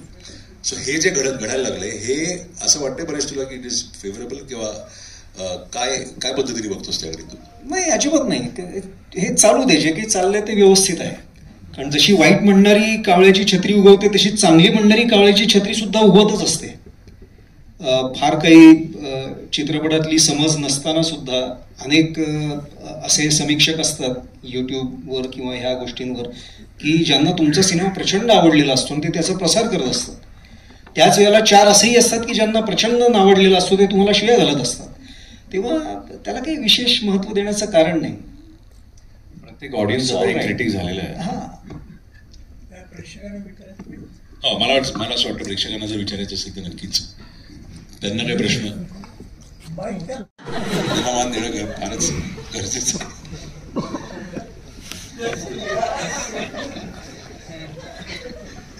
बोलण्याबद्दल मी प्रसिद्ध नाही. प्रश्न साधा आहे, बरोबर. कंटेंट टीम आणि कमर्शियल टीम अशा 2 टीम्स या कॉर्पोरेट बॅकिंगला असतात. 2 काही महत्वाच्या व्यवसायांचं कॉर्पोरेटायझेशन झाल्यामुळे व्यवसाय आणि धंदा यातली दरी फार झालेली आहे. चांगला वाईट हे खूप सब्जेक्टिव्ह आहे. म्हणजे लोकांना आवडलेला चांगला असेल बरीच नाही सांगितलं असतं असं नाही. आणि याच्यासारखे अनुभव मलाही आहेत. म्हणजे सुवर्णकमळ मिळालेला सिनेमा सरकारी अनुदान मिळायला सुद्धा 5 वर्ष लागतात. या याच्यात फिल्म मेकर जे आहेत हे अजूनही सेन्सिटिव्ह आणि बिझनेसकडे, कारण ते स्टेप चांगलं करण्याकडे लक्ष आहे त्यांचं. पण बरेचसारखे फार कमी आहेत की ते चांगलं होताना ते कॉर्पोरेटला सुद्धा कसं आवडेल. कारण कॉर्पोरेट ठरवणारे डिसिजन मेकर जे आहेत ना, they are not necessarily creative people. ते शब्द क्रिएटिव्ह वापरतात. कॉर्पोरेटचा एक क्रिएटिव्ह मनुष्य असतो आपल्याकडे आणि हे फार गमतीशीर आहे. क्रिएटिव्ह हेड हा. तर या क्रिएटिव्ह हेड आणि क्रिएटर डायरेक्टर यांचं नातं बदलत चाललंय का नाही आणि त्याचा परिणाम या इंडस्ट्रीवर होतोय का नाही. सर इथे मला असं वाटतं, म्हणजे मी पटकन एक विषय मांडीन इथे, जो मला वाटतं आपल्या 2008 पासून, 8 पण नाही म्हणणार, 7 पासून जेव्हा श्वास आणि डोंबिवली फास्ट या चित्रपटांनी कुठेतरी नवीन श्वास भरला इंडस्ट्रीमध्ये आणि त्यानंतर वेगळे सिनेमे फिल्म मेकर्स यायला लागले, तेव्हापासून आत्तापर्यंतचा एक कॉमन दरवर्षीचा मुद्दा दिसून येतो की निर्माते आपल्याकडे किती सक्षम आहेत, किती जाणकार आहेत आणि निर्माते म्हणून किती करेक्ट आहेत आणि फायनान्सर्स किती आहेत. सो हा मुद्दा जर तुम्ही जे म्हणताय की कुठेतरी लढाई निर्माताही लढतो त्या क्रिएटिव्ह हेडशी आणि तोही म्हणतो की हा माझा चित्रपट आहे आणि मला वाटतं या गोष्टी या चित्रपटाबाबतीत झाल्या पाहिजे, ती हिंदीत खूप घडतं. म्हणजे हिंदीत जिओ स्टुडिओ आहे का तर आहे, हिंदीमध्ये निर्माते आहेत का तर निर्मातेही आहेत, जे लढतात त्या सिनेमाला घेऊन त्या स्टुडिओ बरोबर की आम्हाला हे असंच हवंय आणि असंच आपण करायचंय. जे कुठेतरी मराठीत असं वाटतं की आपण अरे त्या स्टुडिओने आपल्याला बोलवलं आणि मान दिला, इथेच वाटतं की चला सगळं झालं आपलं. सो ते कुठेतरी मला वाटतं हा गणित दिसतं, सतत जाणवतं. पण मला वाटतं निर्माते स्वतः असल्यामुळे त्यांनी पण हे ह्याच्याबद्दल सांगावं आपल्याला. नाही, त्या निर्मात्यांनी क्लिअर केले, ते सेफ खेळलेले काय पहिल्यापासून. आणि मी बघितलेलं, मी त्यांच्यावर काम केलेलं आहे आणि मला अतिशय तो त्यांचा गुणधर्म हा निर्माता म्हणून आवडलेला आहे, तो मला शिकायचा आहे त्यांच्याकडनं. पण हे सर नक्की आहे आणि मला हे वाटतं, सतत जाणवतं की विजन ही फक्त दिग्दर्शकाची नसते, ही निर्मात्याची पण असते. सिनेमा कसा पोचावा हा निर्माता आणि दिग्दर्शक मिळून बनवतात, फक्त दिग्दर्शक बनवत नाही. आणि ते विजन असणारे निर्माते आपल्याकडे जवळपास नाहीच आहेत, तर ते दिग्दर्शकच आहेत जे निर्माते झालेले आहेत. असे कॉर्पोरेटमध्ये नाही आहेत. हा, कॉर्पोरेटमध्ये तर ती वेगळीच बाजू सर, तिथे तर नाहीच आहेत. म्हणजे आपण ते बॅकिंग मिळत नाही. MBA करून तिथे बसलेला माणूस त्याला सिनेमा किती कळेल. आणि आपण बघतो कॉर्पोरेट स्ट्रक्चरमध्ये एक स्टुडिओ हेड जो येतो तो त्या इंटरनल स्ट्रक्चरमध्ये फिरून आलेला असतो. तो कुठेतरी मार्केटिंगचा हेड पण एकेकाळी असतो, कुठेतरी अॅनालिटिक्सचा हेड असतो आणि डेटाचा हेड असतो, आणि तो एकदमच येतो क्रिएटिव्ह हेड म्हणून. तर त्याला कितपत कळतं यावर आपण भर न देता निर्माता त्या सिनेमाला घेऊन किती लढतोय त्या माणसाबरोबर. हा तिसरा व्यवसाय असा आहे. पहिलं शिक्षण व्यवसाय आहे, मग वैद्यकीय व्यवसाय आहे, कॉर्पोरेटायझेशनच्या कायद्या सांगतो तुला झाले बरोबर. आणि एंटरटेनमेंट इंडस्ट्री ही कॉर्पोरेटाईज झालेली आहे आता. त्यात क्रिएटिव्ह लोकांचा होल्ड फार कमी आहे. प्रेक्षकांमध्ये कोणतरी होते मगाशी. प्रदीप गायकवाड. जसं आपण आता सगळ्याच बाबतीत बोललो की निर्मितीपासून सिनेमा बनवण्यापर्यंत मला वैयक्तिक जो महत्त्वाचा मुद्दा वाटतो सिनेमात चालणं न चालणं ह्याच्यासाठी की आपल्याकडे असलेले तिकीट दर, आणि त्याच्यावरती आपण कधीच म्हणजे कुठे जाहीर ह्याच्यामध्ये बोललेलो नाही आहोत आपण, किंवा त्याच्यावर चर्चाच करत नाही आहोत. निर्माते म्हणून आपलं काय मत आहे की सिनेमा चालणं न चालणं ह्याच्यामध्ये तिकीट दर जे सिनेमाचे आहेत, कारण 99 रुपयात किंवा काही कमी ह्याच्यामध्ये आपण सिनेमे जेव्हा दाखवले जातात तेव्हा तोच प्रेक्षक गर्दी पण करतो, असं आतापर्यंतचं निरीक्षण आहे. सो निर्माते म्हणून आपलं ह्याच्यावरती काय मत आहे?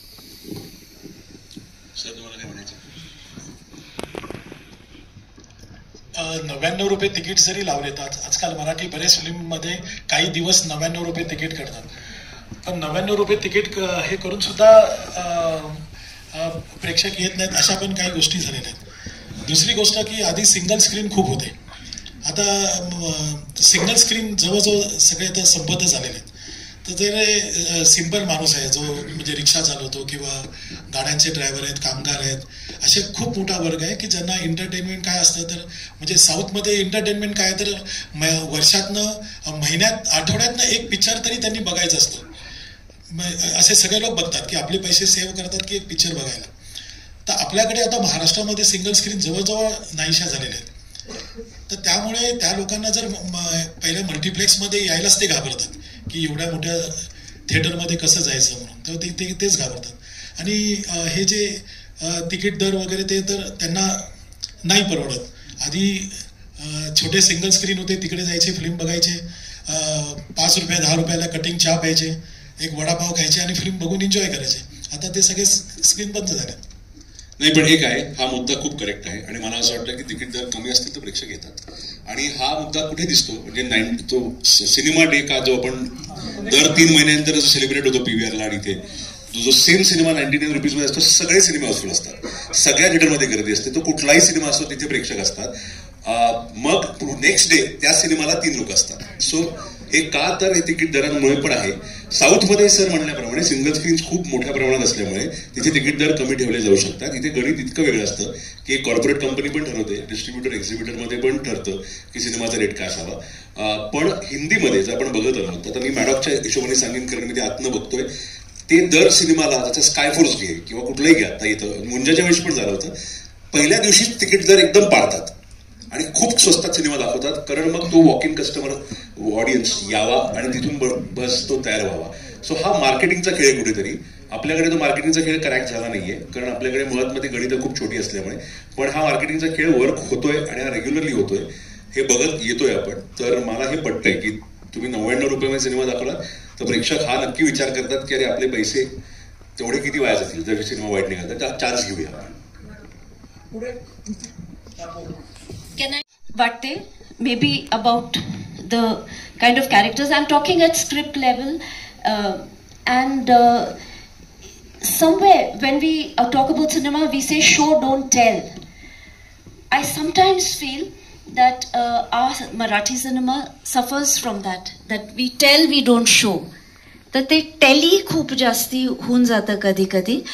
And the third point that I have seen an otherwise good film suffer from is that all the characters are not well fleshed out. So I wonder if this could be an issue at even the script level. I don't know. Since you all are in the business, you would be able to say. Yes, I agree. I said the same thing. But the only thing I disagree with relatability issue. I don't think your characters or your story needs to relate to you or connect with you. It can just entertain you, whatever that character may be, whatever that story may be. It may not be related or connected with your times and your place and your surroundings, and still it can engage you and entertain you. For example, Mad Max Fury Road.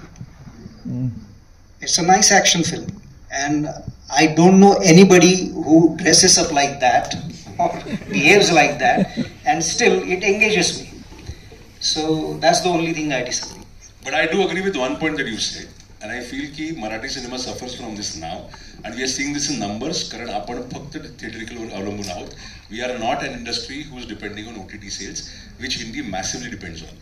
So if we are only dependent on theatrical, we need to make films that give you theatrical experiences with an audiovisual, because it's an audiovisual format.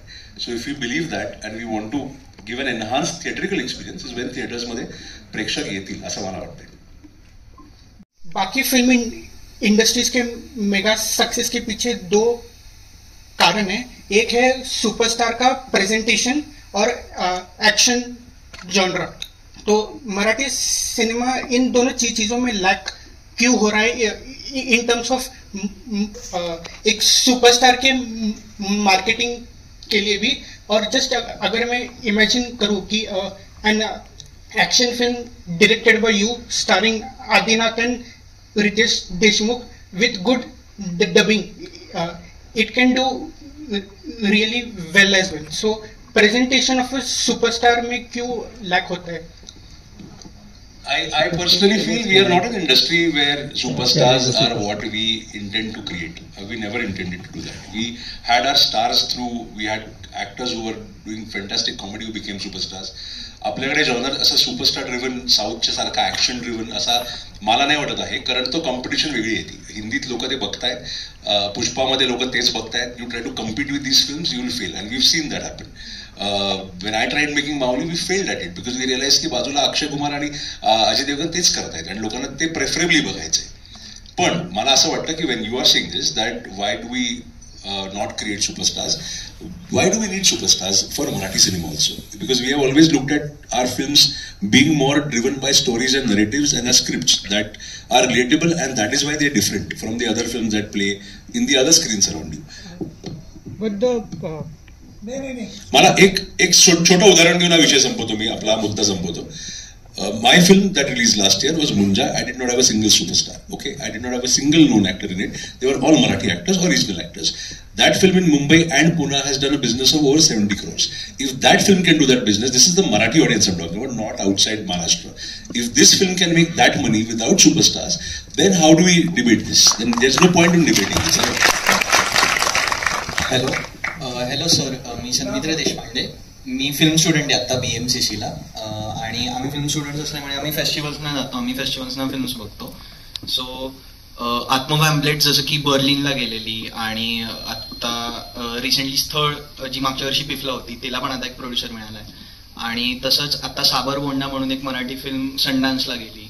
So या सगळ्या films फेस्टिवल्समुळे खूप boost होतात. तर तुम्हाला काय वाटतं की फेस्टिवल्सचा role काय आता सध्या फिल्मला पुढं एक्झिबिट करण्यामध्ये आणि डिस्ट्रीब्यूट करण्यामध्ये? हो, मोठा सहभाग आहे फेस्टिवलचा. आम्ही सगळी आमची जी पिढी आहे ती सगळी पिफनी आणि मामिनी आणि ह्या ज्या आमच्या इतर तिरुवनंतपुरम हे जे महोत्सव होते तर त्यांनीच पाठिंबा दिल्यामुळे पुढे आलेली पिढी आहे.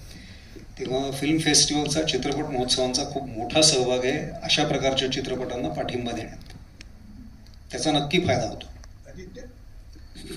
नाही, मला वाटतं सर एक मुद्दा आहे, दोन ह्याच्यातले वेगळे पॉइंट ऑफ व्ह्यूज आहेत. सिटी परेडमध्ये जेव्हा मी जातो तेव्हा चाफळकर म्हणतात की याच सिनेमाला प्रेक्षक फुल गर्दी करून बघतात फेस्टिवलमध्ये, आणि तोच सिनेमा जेव्हा लागतो थिएटरमध्ये तेव्हा कोणी नसतं. आता हा मुद्दा काय मग थिएटरमध्ये लोकांना तिकीट काढून बघायचं नाहीये का पास असल्यामुळे फेस्टिवलमध्ये बघायचं आहे? एक नक्की आहे की फेस्टिवलमध्ये सिनेमा लोकांपर्यंत पोहोचतो, लोकांना कळतो हा सिनेमा आहे, त्याला जर बक्षीस मिळालं तर 100% लोकांमध्ये एक इंटरेस्ट निर्माण होतो. पण तो जर चालवायचा थिएटरमध्ये तर त्याची जी ऑडियन्स लागते, जो आवाकाला, जो मास लागतो, तिथपर्यंत तो सिनेमा पोहोचवण्यासाठी त्या निर्मात्याला आणि त्या सगळ्यांना ती धडपड वेगळी करावीच लागते.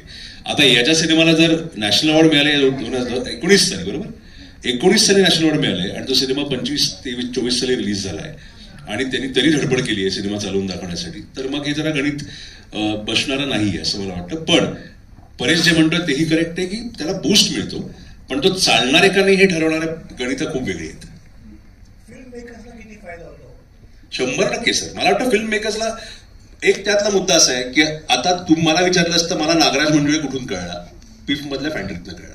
त्याच्या आधी नागराज मंजुळे मला माहित होता का, तर मी इंडस्ट्रीतला म्हणून माहित होता, पण मला फॅन्ड्री बघून त्याला जे काही ज्या पद्धतीने पिफ मध्ये ती सुरुवात झाली, तर असे बरेच सिनेमे आहेत. म्हणजे अरिशनरी फॅक्टरी मी पिफ मध्येच बघितलेला आहे पहिल्यांदा.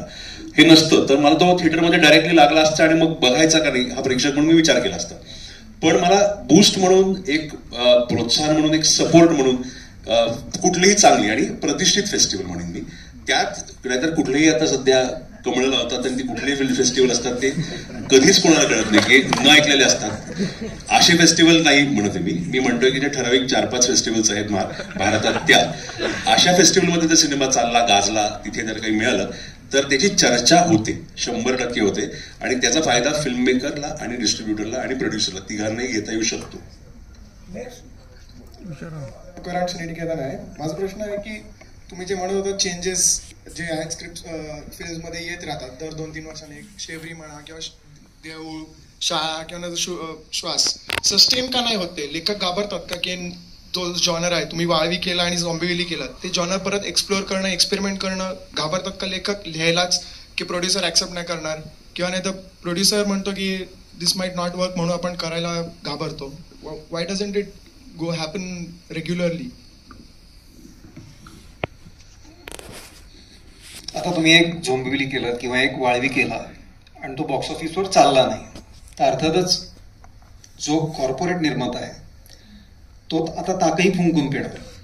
तो म्हणेल की अरे बाबा रे हे असलं चालत नाही बेटा, तू काय लिहिलेस आहे? ते त्यांना ते झुंबर पाडून शेवटी मारू बिरू नकोस, सिक्वल तयार करता येईल अशा पद्धतीने एक तरी जिवंत ठेव.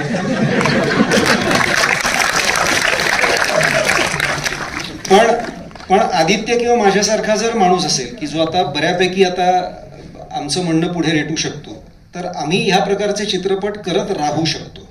कारण आता आम्ही 7-8 चित्रपटांच्या आमच्या जी काही आहे पापाई पुण्याई त्याला फळून मग लोक आम्हाला पाठिंबा द्यायला तयार आहेत. तेव्हा आमच्यासाठी ती जरा बरी गोष्ट आहे. प्रत्येकाला तिथे यायला ह्या सगळ्या गोष्टीतून तावून सुलाखून पुढे यावंच लागेल. पण एक तुमचा मुद्दा आहे, त्याला मला असं वाटतं की अनफॉर्च्युनेटली बऱ्याच वेळा असं दिसतं की चांगल्या स्क्रिप्टला चुकीचा निर्माता मिळतो किंवा मिळतच नाही, आणि चुकीच्या स्क्रिप्टला खूप चांगली निर्माते मिळतात किंवा चांगली यंत्रणा मिळते. तर हे गणित जरा फसतं आपल्यावर, आणि अनफॉर्च्युनेटली खूप वेळ.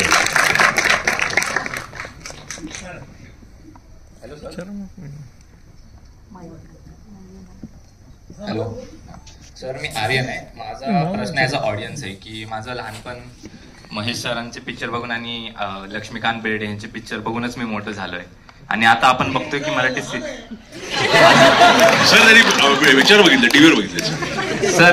हा सर, पिक्चर मध्ये नाही, टीव्हीवर बघितलेले पिक्चर खूप जुने होते. पण तर माझा प्रश्न हा होता की आता जसं आपण बघतो की सिनेमॅटिक युनिव्हर्सचा खूप ट्रेंड चालू आहे, आणि जर आपण महेश सरांची फिल्मोग्राफी बघितली तर आपल्याकडे खूप असे आयकॉनिक कॅरेक्टर आहेत, टकळू हैवान किंवा कवट्या माकाळ, आणि आता तात्या विंचू तुम्ही बोलला की पार्ट 3 येतोय. मग आपण असं का नाही बघत की मराठी सिनेमॅटिक युनिव्हर्स आपण क्रिएट करू ज्याच्यामध्ये ऑडियन्सला अजून इंटरेस्ट येईल की हा काहीतरी होतंय.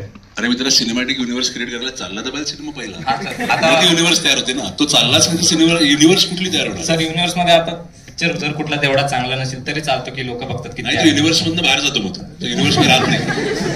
आता तुला मी उदाहरण देऊ, स्त्री युनिव्हर्स मध्ये रोही नावाचा सिनेमा होता, तो आहे त्या युनिव्हर्स मध्ये नाहीये कारण तो चालला नाही. सो आता हे तुला उत्तर मिळालं असावं. मराठी सिनेमात जे काही सिक्वेल येत आहेत ते युनिव्हर्स चाललेच आहेत म्हणून त्याचा सिक्वेल येतोय.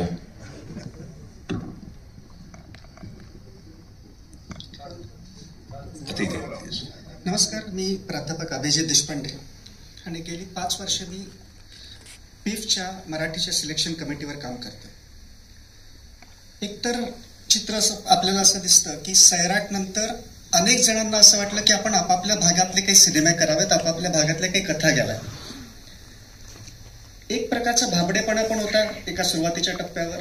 तो अजूनही काही जणांमध्ये असेल, कारण अनेक फिल्म स्कूल्स आहेत, अनेक विद्यार्थी आहेत, खेड्यापाड्यात येणारे अनेक तरुण आहेत ज्यांना सिनेमा करावासा वाटतोय, पण अर्थातच सिनेमाचं काही गणित माहिती नाही किंवा सिनेमा प्रॉपर शिकलेले नाही आहेत, पण तरी त्यांना काहीतरी म्हणायचं, काहीतरी वेगळं करू पाहतात.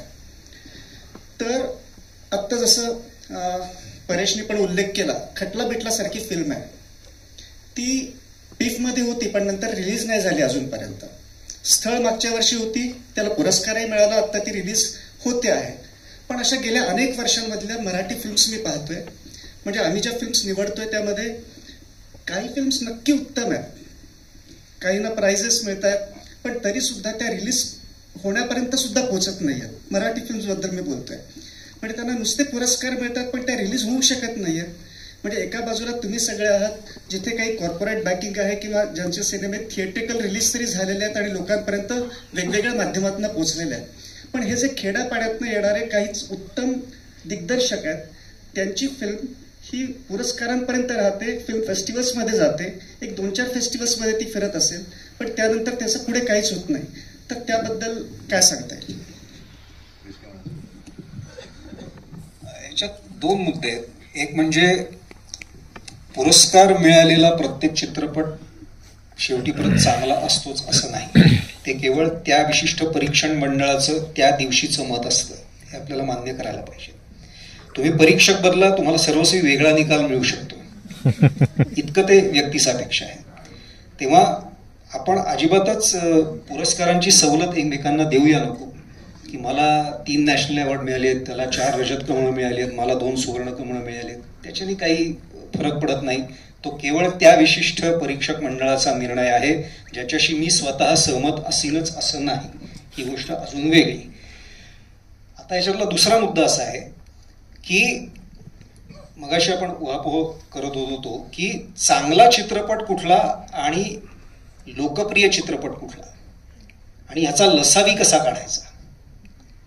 तर ह्याच्याविषयी ती चर्चा किंवा तो उहापोह व्हायला पाहिजे आणि तो नक्की काय आहे. आणि म्हणून मी इथे परीक्षक समीक्षकांचा तो पर्स्पेक्टिव्ह, तो दृष्टिकोन, ती एक वैचारिकता, मानसिकता जाणून घेण्याचं आवाहन करतोय. आणि तुम्ही सगळे त्या विशिष्ट वर्तुळातले आहात आणि समंजस आहात. तुम्हाला काय हा सगळा प्रश्न चाललाय, खल चाललाय ते कळतंय, म्हणून मी तुम्हाला सांगतोय की हाच निकष आपण जगभरातल्या चित्रपटांना लावतो का आणि कुठल्या चित्रपटांना आपण चांगलं म्हणतो आणि कुठल्या चित्रपटांना वाईट म्हणतो, आणि त्याचा जरा एकदा आपण कधीतरी बसून उहापोह करायला पाहिजे. त्याच्याशिवाय नवीन पिढीला कळणार नाही की अच्छा म्हणजे काय आहे हे सगळं प्रकरण. मी मगाशी 2 चित्रपटांची नावं पण घेतली, ज्याला मी चिखलात पाय दिला असं सांगितलं, पण असे अनेक चित्रपट आहेत की जे काय ऑस्कर म्हणते, ऑस्करचं एक भूत जे काय डोक्यावर आहे ना आपल्या, त्याचं काय करायचं कळत नाही. पण केवळ ऑस्कर नाही, कान्स, व्हेनिस, बर्लिन ह्या सगळ्या ठिकाणचे चित्रपट पाहून झाल्यानंतर सुद्धा माझं हेच मत आहे की भयान अवस्था आहे. त्याच्यापेक्षा मग आपले मराठी चित्रपट परवडले की काय अशी अवस्था आहे. इतपत कधी कधी धक्के तुम्हाला मिळतात. अगदी व्हेनिस विनर, कान विनर आणि बर्लिन विनर चित्रपट बघून सुद्धा माझं हे मत आहे, हे मी तुम्हाला सांगतो. तेव्हा आपण आजकाल कुठल्या चित्रपटांचं कौतुक करायला लागलेलो आहोत किंवा होतं आहे. पूर्वी सुद्धा सापेक्षतावाद असणारच आहे, पण चला 8.5च्या ऐवजी काय देरसू उझाला का, हाय अँड लोच्या ऐवजी काय तुमचं कोण तो जो कोण असेल तो, इतपतच ती सापेक्षता होती. सोलारिस फॉर एक्झाम्पल, किंवा काय आंद्रे रुब्लेव का to be or not to be, to be or not to be का सिटीझन केन.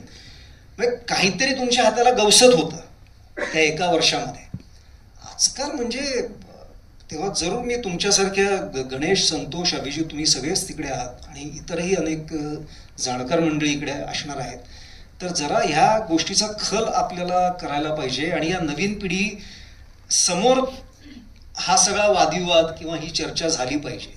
नाहीतर तोच संस्कार होत राहील की issue based films are good films आणि rest of the films are trash films. म्हणजे याचं काहीतरी एकदा हे करायला पाहिजे. हे अति होत चाललेलं आहे कारण दिवसेंदिवस हे वाढत चाललेलं आहे. केवळ समस्या प्रधान चित्रपट आहे, कशावर तरी आधारित आहे वगैरे म्हणून त्याचं कौतुक हो, पण चित्रपट अजिबात पकडच घेत नाही तुमचा. आणि या उलट एखादा ऍक्शन चित्रपट अगदी पुष्पा 1 सुद्धा, म्हणजे शोलेचं मी उदाहरण अनेक वेळा देतो की त्या 70मध्ये आणि नंतर सुदैवाने नसीरुद्दीन शाह सुद्धा हा मुद्दा बोलायला लागले म्हणून त्याला पाठबळ मिळालं हा मुद्दा बोलणाऱ्यांना. तो उघडपणे म्हणू लागला त्याच्यानंतर की अनेक व्यावसायिक चित्रपटांपेक्षा हे आमचे तथाकथित 8 फिल्म्स वाईट फिल्म्स होत्या. हे स्वतः नसीरुद्दीन शाह अनेक वेळानंतर बोलू लागला की खूप सवलती मिळत गेल्या उगीच लोकांना, कशावर तरी आधारित आहे, ह्या प्रश्नावर आधारित आहे, त्या इश्यूवर आधारित आहे, वास्तववादी आहे, गंभीर आहे म्हणून फक्त त्यांचं कौतुक होऊ लागलं. चित्रपट म्हणजे काय, बोलपट म्हणजे काय, जसं त्या मगाशी म्हटल्या, ह्याच्याविषयीचा खलच होईनासा झाला आणि आजही तो होत नाहीये. आमच्या कुठल्याही चित्रपटाचं समीक्षण होताना ह्या प्रकारची परिभाषा तुम्हाला दिसत नाही, ऐकू येत नाही, वाचायला मिळत नाही. फक्त कथानकं उतरवली जातात आणि त्याच्यावरची मतं व्यक्त केली जातात. हा, आणि मग यांना आपण काय सांगणार आहोत किंवा त्यांच्यासमोर काय वादविवाद किंवा चर्चा आपण प्रस्तुत करणार आहोत. आणखी 2 प्रश्न मला प्रश्न आहे Paresh, I am curious as a audience. I want to know की तुझ्यामध्ये लोकप्रिय आणि चांगला सिनेमा ह्यातला तू कसा डिफाईन करशील फरक? नाही, माझ्या मते फरक नाहीये. माझ्या मते आर्ट आणि कमर्शियल असा सिनेमा नाहीच आहे. माझ्या मते चांगला आणि वाईट हाच सिनेमा आहे. मग तो चांगला सिनेमा कदाचित कधी म्हणजे माझ्या मते चांगला असेल ना. परत मी व्यक्तिसापेक्षता हे आता डिस्क्लेमर आहे बरं का या सगळ्याला. इकडे स्क्रोल जात असेल तुम्हाला वाचावा, डिस्क्लेमर हा आहेच. पण माझ्या दृष्टीने चांगला झालेला सिनेमा व्यावसायिकदृष्ट्या सुद्धा यशस्वी होऊ शकतो आणि केवळ व्यवसाय चांगला झाला आहे म्हणून तो आर्ट दृष्ट्या कमी आहे असं सुद्धा नसतं बऱ्याच वेळेला. असा तो दोन्ही बाजूंचा मुद्दा आहे. मला तुला विचारायचं आहे की वाळवी हा चांगला सिनेमा होता, तो लोकप्रिय होऊ शकला होऊ शकला असता, तुझं काय मत आहे? नाही, आता मुळात तू मलाच विचारतोस म्हणून मी सांगतो वाळवी हा चांगला चित्रपट नव्हता. माझ्या दृष्टीने ठीकठाक जमलेला होता. हे बघ, आता हा माझ्या संगोपनाचा भाग आहे. म्हणजे लहानपणापासून पिफच्या अंगणामध्ये वाढल्यामुळे आणि यांच्या अंगाखांद्यावर खेळत असल्यामुळे माझ्या चांगल्या वाईटाच्या कल्पना खूप तीव्र आहेत. आणि पहिला प्रश्न माझ्या सिनेमांवरच असतो, अरे काय करून ठेवलंय आपण, जरा पुढच्या याला जरा बरं करूया काहीतरी, असं म्हणून माझी धडपड चालू असते. म्हणून माझी धडपड चांगले सिनेमे केले नाही सर, हे ठीक आहे ना, रिलीज पण झाले ते सिनेमे सगळे. आता काय हे बघा, हे लक्षात घ्या, मी माझ्या मनातला वादविवाद तुमच्या समोर हे करतोय. याला विनय अजिबात घेऊ नका. हे आपल्याशी साधलेला संवाद, गप्पा असं त्याचं स्वरूप आहे. हे मी तुम्हाला सांगतो की ठीक आहे, त्याचं कौतुक झालं, हरिश्चंद्रच्या फॅक्टरीचं कौतुक झालं वगैरे, ठीक आहे. पण मला माहितीये की मी काय करू शकलो. आता हे शेवटी कोणालाही असतंच, ते सिनेमा झाल्यानंतर हे वाटत अरे आमच्याकडे चांगले सिनेमे आहेत बरेच. जाऊ दे आता, तुला नाही आवडले, आम्हाला फार आवडले ते सिनेमे. हा, आम्हाला आवडले, आम्हाला खूप आवडले. मी चुकलो, मी माझे शब्द मला तुला प्रश्न विचारायचा हेतू माझा वेगळा होता की तुझ्या मॉडेस्टीने तो दोष तू स्वतःवरती घेतोयस, पण तो मला असं वाटतं की तो मार्केटिंगचा दोष असावा. नाही रे, काय सांगू तुला. हे बघ, अशा प्रकारचे चित्रपट चालण्याची परंपरा आहे का हे तू बघ ना. पहिल्यांदी जाने भी दो यारो चालला का, सूरज का 7वा घोडा चालला का, अंगूर चालला का, नाही चाललेला. तर अचानक आज एका दिवशी उठून वाळवी 100 कोटीचा धंदा करेल असं गृहीत धरणं चुकीचं आहे. किंवा अस्तू किंवा काय कासव किंवा ह्या प्रकारचे चित्रपट अचानक चालला. फॅन्ड्री, ख्वाडा मला आठवतो, तुम्हाला कोणाला आठवत असेल. हे चित्रपट अचानक चालायला लागतील ही अपेक्षा करणं चुकीचं आहे. पण किंवा मी त्या भ्रमात अजिबात नाही, एवढंच मला म्हणायचं. मग लापता लेडीज चालतो, मग 12th फेल नाही चालत, नाही चालत. 12th फेल वेगळा कारण आहे, पण पतलेडीज नाही. 12th फेल चालला वेगळा विषय तो खरं. आपण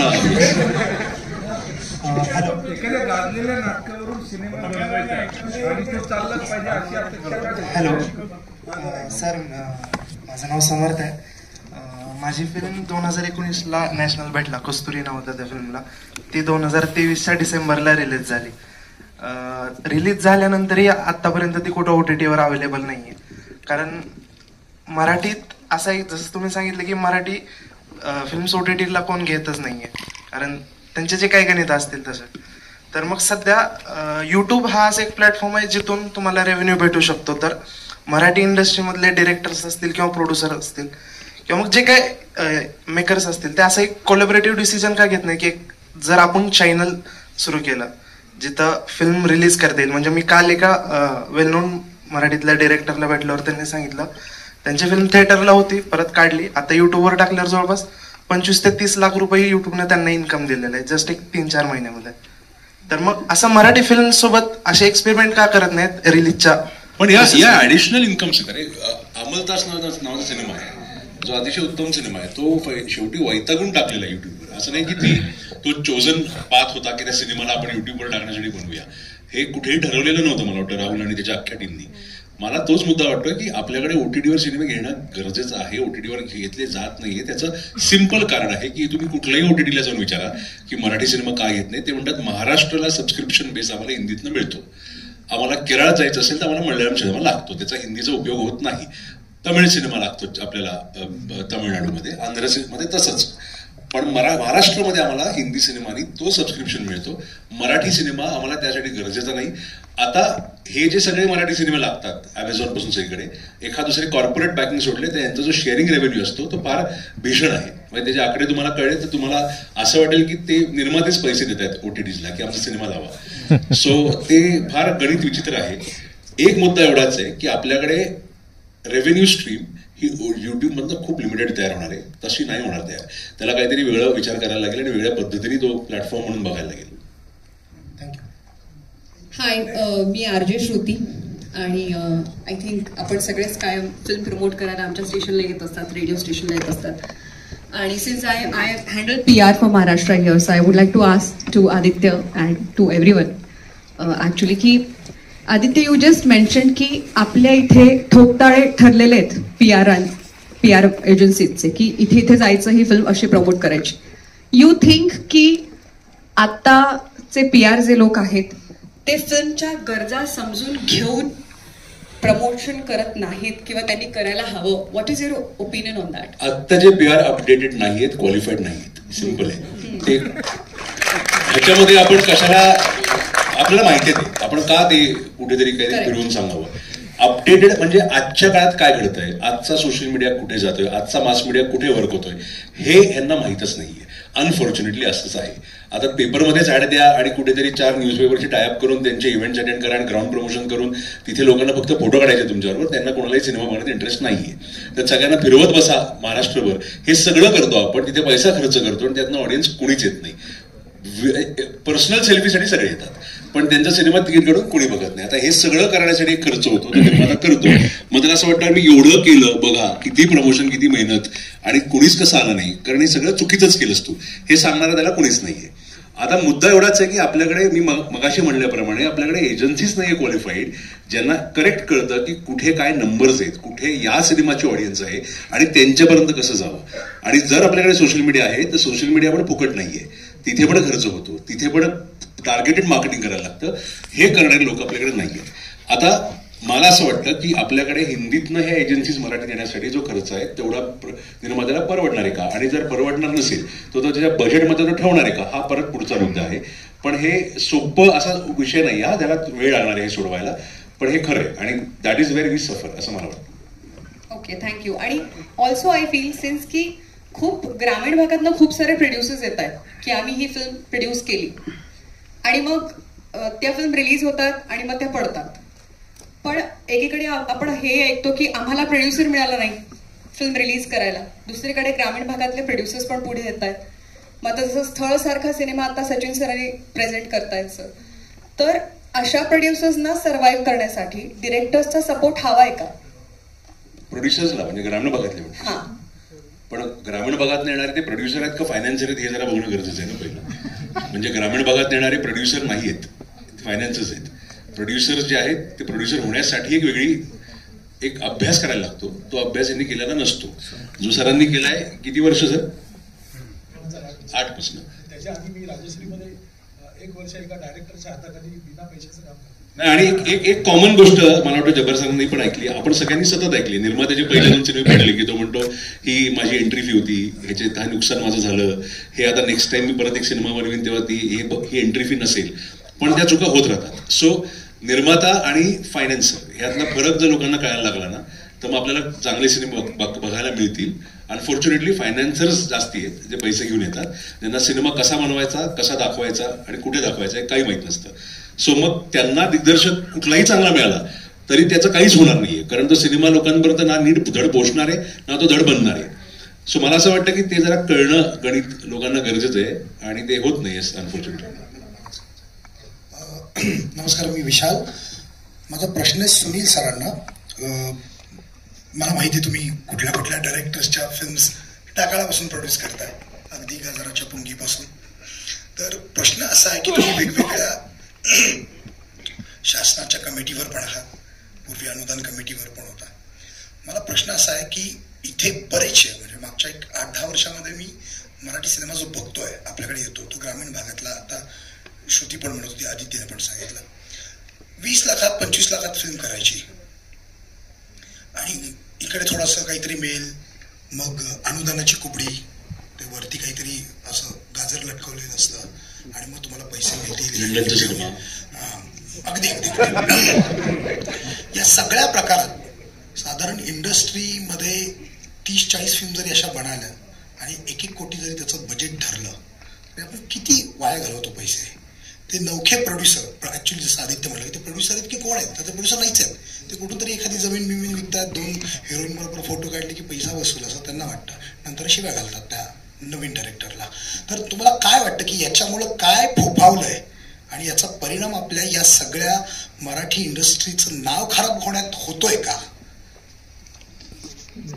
हो, ह्या लोकांनी येऊन आणि त्यांना हे आर्टिस्टचं पेमेंट माहीत नसतं किती आहे. हे जे येऊन सगळ्यात पहिले म्हणजे ते काय 1 करोडमध्ये फिल्म बनवत नाहीत. हे असे जे निर्माते येतात ते 1 करोडमध्ये बनवत नाहीत. त्यांचं बजेट खूप हाय बजेट जात असतं ते. आणि ते सगळ्या टीमला, सगळ्या आर्टिस्टला, प्रोडक्शनवाले त्यांना लुटतात आणि त्याचं बजेट ते कुठे जातं. आणि मग ती इंडस्ट्रीमध्ये प्रथा पडते की मी हा फिल्म केली त्याला मला एवढे पैसे मिळाले, तर मला आता ही दुसरी फिल्मला मला एवढे पैसे पाहिजेत. त्यामुळे फिल्मचं बजेट हे वाढतच चाललंय. आता मी 2008 साली जी फिल्म केली त्या फिल्ममध्ये ज्या हिरोला मी 1500 रुपये पर डे देत होतो, आज तेच हिरोचे काय म्हणतात ना, ते बॉय त्याच्यापेक्षा जास्त पैसे घेतात. म्हणजे आणि ते हिरो तर आजकाल 30-40 लाख रुपये घेतात. पण म्हणजे फिल्मचं त्यामुळे बजेट हे खूप वाढतच गेलं ना. तुम्हाला जर मोठे आर्टिस्ट घेऊन जर फिल्म बनवायची असेल तर फिल्मचं बजेट हे वाढतच जातं. 20-25 लाखामध्ये पण फिल्म होते, छान फिल्म होते. आता मी एक काहीतरी 40-42 लाख रुपयामध्ये एक फिल्म केली, म्हणजे जित्राप म्हणून. खूप सुंदर फिल्म वगैरे झालेली ती. पण रिलीज करायचं म्हटलं तर 40-42 लाखात केलेली फिल्म ती रिलीज करायला 50-60 लाख रुपये किंवा 1 करोड रुपये खर्च करायला डेअरिंग होत नाही ना की त्या फिल्मसाठी. त्यासाठी पेक्षा मग मी काय विचार करणार की त्यातनं काही सबसिडी येईल, त्याच्यामध्ये काहीतरी पैसे मिळतील. OTT वरती ते मी प्रयत्न करत असतो, सॅटेलाईटसाठी प्रयत्न करत असतो की ती कुठे म्हणजे त्याच्यामध्ये विकली जाऊन त्याच्यातून मला काही पैसे मिळतील म्हणून. पण एक क्विक ह्याच्यावर अतिशय महत्वाचा मुद्दा आहे जो लोकांना आपल्याला माहिती पण आपण याच्याबद्दल बोलत नाही. विकिपीडियावर जा आणि 2024चे मराठी सिनेमे रिलीज झाल्याची यादी काढा. तुम्हाला 124-25 सिनेमे दिसतील, यादीत दिसतील ऑफिशियली रिलीज सिनेमे. त्याच्यात निर्माते बघा कोण आहेत. तुम्हाला कळेल की 70% जास्त निर्माते नवीन आहेत, नावच माहीत नाही आहेत. बरोबर, नावच माहिती, कुठून आलीत लोक, का आली आहेत, हे काय करतायत काही माहित नाही. आता प्रॉब्लेम असा होतो हे सगळे रिलीज सिनेमे असल्यामुळे मी म्हणतोय, नॉन रिलीज बद्दल बोलतच नाहीये.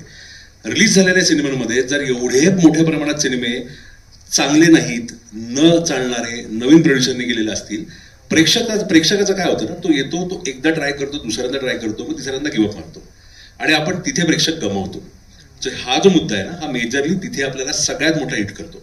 की आपण आपला प्रेक्षक गमवायला लागलोय, कारण त्या प्रेक्षकांनी वाईट सिनेमे बघून बघून बघून म्हणजे क्वांटिटी वाईज सतत बघून इव्हेंच्युअली गिव्हअप केले, की आता मराठी मग चांगला जो येतो ना तो तिथे सफर होतो, की मग प्रेक्षकांनी तिथे मग त्याला खेचून आणण्यासाठी मग खूप वेगळी धडपड करायला लागते इंडस्ट्री म्हणून. सो हे जे गणित आहे की आपल्याकडे खूप नवीन निर्माते यायला लागले. 2010-12 सालची गोष्ट आहे. आपण जेव्हा कुठल्याही मराठी सिनेमाच्या कुठल्याही कार्यक्रमात जायचो तेव्हा निर्माते दिग्दर्शक दिसायचे सगळे ओळखीतले असायचे, माहिती असलेली संख्या जास्ती असायची. आता हे माहिती पण नसतात की कोण लोक आहेत एकत्र जमत आहेत ती. सो हाच प्रॉब्लेम झालेला आहे की मला वाटतं बाहेरनं जी एक सडन आउटबस्ट पोस्ट सायरट ही जास्ती सुरुवात झालेली आहे. हे जे झालंय त्यानंतर संख्या नवीन निर्मात्यांची इतकी वाढली आहे की हे सिनेमा मग लोक बघतात आणि मग सिटी परेड गुजरून लागलं दिसतं की अरे या सिनेमांना मग धडपड तर चालू असते, निर्मात्यानं बसतोच ना ऑफिसमध्ये की मला द्या शो, आणि मग शो मिळतात आणि मग जेवढे 10 प्रेक्षक आले असतात त्या सिनेमांना ते 10 प्रेक्षक पुढच्या सिनेमाच्या गेले, कारण ते परत येणारच नाहीत. तर हा मोठा प्रॉब्लेम आहे आणि हा प्रॉब्लेम आपण कुठेतरी डिस्ट्रीब्युटर आणि प्रोड्युसर असोसिएशनवर एकत्र येऊन हँडल केला पाहिजे, जी एकी आपल्याकडे नसल्यामुळे तो हँडलच होत नाही. मला वाटतं प्रश्न संपलेले आहेत आता, यापेक्षा फार वेगळा प्रश्न असेल विचार. माझं नाव संदीप. मला असं विचारायचं की तुम्ही पॉप्युलर सिनेमा का बनवत नाही? जर साऊथमध्ये आपण ब्लॉकबस्टर्स बघतो तर ब्लॉकबस्टर मटेरियल मराठीमध्ये का तेवढं बनवलं जात नाही? आणि पोटेन्शियल नाही असं नाही आहे. आता उदाहरण तुमच्याच सिनेमाचं द्यायचं तर झोंबिवली आहे, त्याच्या आधी फास्टर फेणे आहे. फास्टर फेणे ही पुस्तकांची सिरीज आहे, so it had a potential of making a big series out of it. एक प्रयत्न बघा, I agree with what you saying. एक मुद्दा आहे त्यातला, आपण कन्नड घेतलं इंडस्ट्रीला किंवा आपण जरी तेलुगू इंडस्ट्री, तेलुगू नाही खरं पण कन्नडच घ्या, तिथे सिनेमे चालत नव्हते. एक मोठा सिनेमा झाला आणि त्या सिनेमाने अख्खं चित्र बदलून टाकलं, जो आपण म्हणतो बघतोय म्हणजे जो आपल्याकडे इथे KGF सारखा किंवा इव्हन कंतारा सारखा सिनेमा, हा ती इंडस्ट्रीच्या नॉर्म्सच्या खूप पलीकडचा होता. सो तुम्ही जे गणित बघितलं तर ते खूप वेगळे आहे की एकच सिनेमा असा ब्रेक थ्रू होतो. तर आपल्याकडे एकत्र 4 निर्माते येऊन एक मोठा सिनेमा बनवू शकतात. प्रॉब्लेम तोच आहे की ती एकी नसल्यामुळे असा पॉप्युलर सिनेमा आपल्याकडे एक मोठा घडत नाही. मग होमळे फिल्म्स किंवा अशा ज्या कंपन्या तिथे आहेत तशी आपल्याकडे एक कंपनी उभी राहून आता प्रयत्न चाललाय मुंबई फिल्म कंपनीचा रितेश देशमुख त्यांचा जो चित्रपट छत्रपती शिवाजी आहे तो जर त्या स्केलला होणार असेल आणि तिथून जर एक वेगळी भरारी मिळाली आपल्याला तर वी नेव्हर नो की पॉप्युलर सिनेमा खूप मोठ्या लेवलला ब्रेक थ्रू करेल on the all India platform. हा, पण लार्जर दॅन लाईफ सिनेमा बनला तर मोठ्या आयडियाज आणि मोठा पैसा हे सगळंच म्हणजे ते विश्वास बरोबर. असं आहे का आपल्याकडे? किंवा अजून एक मला त्याला संलग्न असा प्रश्न विचारायचा आहे की एवढे मी परेश सरांचा तर खूप मोठा फॅन आहे, तर आपल्याकडे असं की सर्व डायरेक्टर्स प्रोड्युसर्स म्हणून काही स्क्रिप्ट लॅब किंवा स्क्रिप्ट कंपायलेशन की जिथे आम्ही I am an outsider, I am not from a film background, मी 15 वर्ष इन्व्हेस्टमेंट बँकेत होतो, की जिथे आम्ही सबमिट करू शकतो. मग सपोज त्या प्रकारचा सिनेमा दुसऱ्यांना कोणाला करायचा आहे तर कारण आपल्याकडे एक थोडंसं फॅमिलियर कल्चर पण आहे तो मराठीमध्ये, तर what is the way to move forward? Are outsider like us are needed in this Marathi film industry? I am just a screen writer, I am not anything else. पण तुम्हीच म्हणत असल्याप्रमाणे की एका विशिष्ट प्रोड्युसरच्या गटाला संपर्क करणं सोपं आहे, बरोबर आहे, आणि एका विशिष्ट गटाला संपर्क करणं अवघड होत आहे तुमच्यासाठी. तर कॉर्पोरेट स्ट्रक्चरमध्ये जर ती क्रिएटिव्हिटी आणि मग त्याच्यानंतरची त्यांची वरची पातळी ह्या चक्रातून जाणं जर सोपं असेल तर ते जास्त बरं आहे ना उलट, कारण जास्त मोठ्या निर्मात्यांकडे तुमची संहिता जात आहे आणि मग त्यांचा जो काही निकाल असेल तो तुम्हाला ते कळवतील. तुम्ही जो मुद्दा म्हणताय लॅबचा किंवा त्या प्रकारच्या एका ऍक्टिव्हिटीचा, तर तो आम्हाला वैयक्तिक पातळीवर करता येणार नाही. तर तो अशा म्हणजे कुठल्या तरी चित्रपट महोत्सवाच्या पातळीवर, म्हणजे कारण तिकडे मग खूप लोक असतात एकमेकांची मदत करणारी, मग त्या अनुषंगानेच ती अशा प्रकारची काहीतरी ऍक्टिव्हिटी तयार होऊ शकते. किंवा NFDCची पण म्हणजे आपल्या काय गोव्याचा जो फेस्टिवल आहे त्यांची पण अशी काहीतरी एक ऍक्टिव्हिटी आहे. तर अशा प्रकारेच ती ऍक्टिव्हिटी आपल्याला करता येईल. पण चांगली संहिता असेल तर ती नक्की उचलली जाईल याची तुम्ही खात्री बाळगा. आणि जेव्हा लोक टाळाटाळ करतात तेव्हा त्यांचा नकार आहे हे सुद्धा तुम्ही लक्षात घ्या. म्हणजे तो आमच्या सगळ्यांच्याच वाट्याला आलेला आहे म्हणून मी तुम्हाला सांगतो. लोक वर्ष 2-2 वर्ष तंग होतात, हा बघूया ना जरा बिझी आहे वगैरे. समजून घ्यायचं की त्यांना फार आवडलेली नाहीये, नाद सोडून द्यायच्या, दुसरीकडे जायचं. खूप नकारात्मक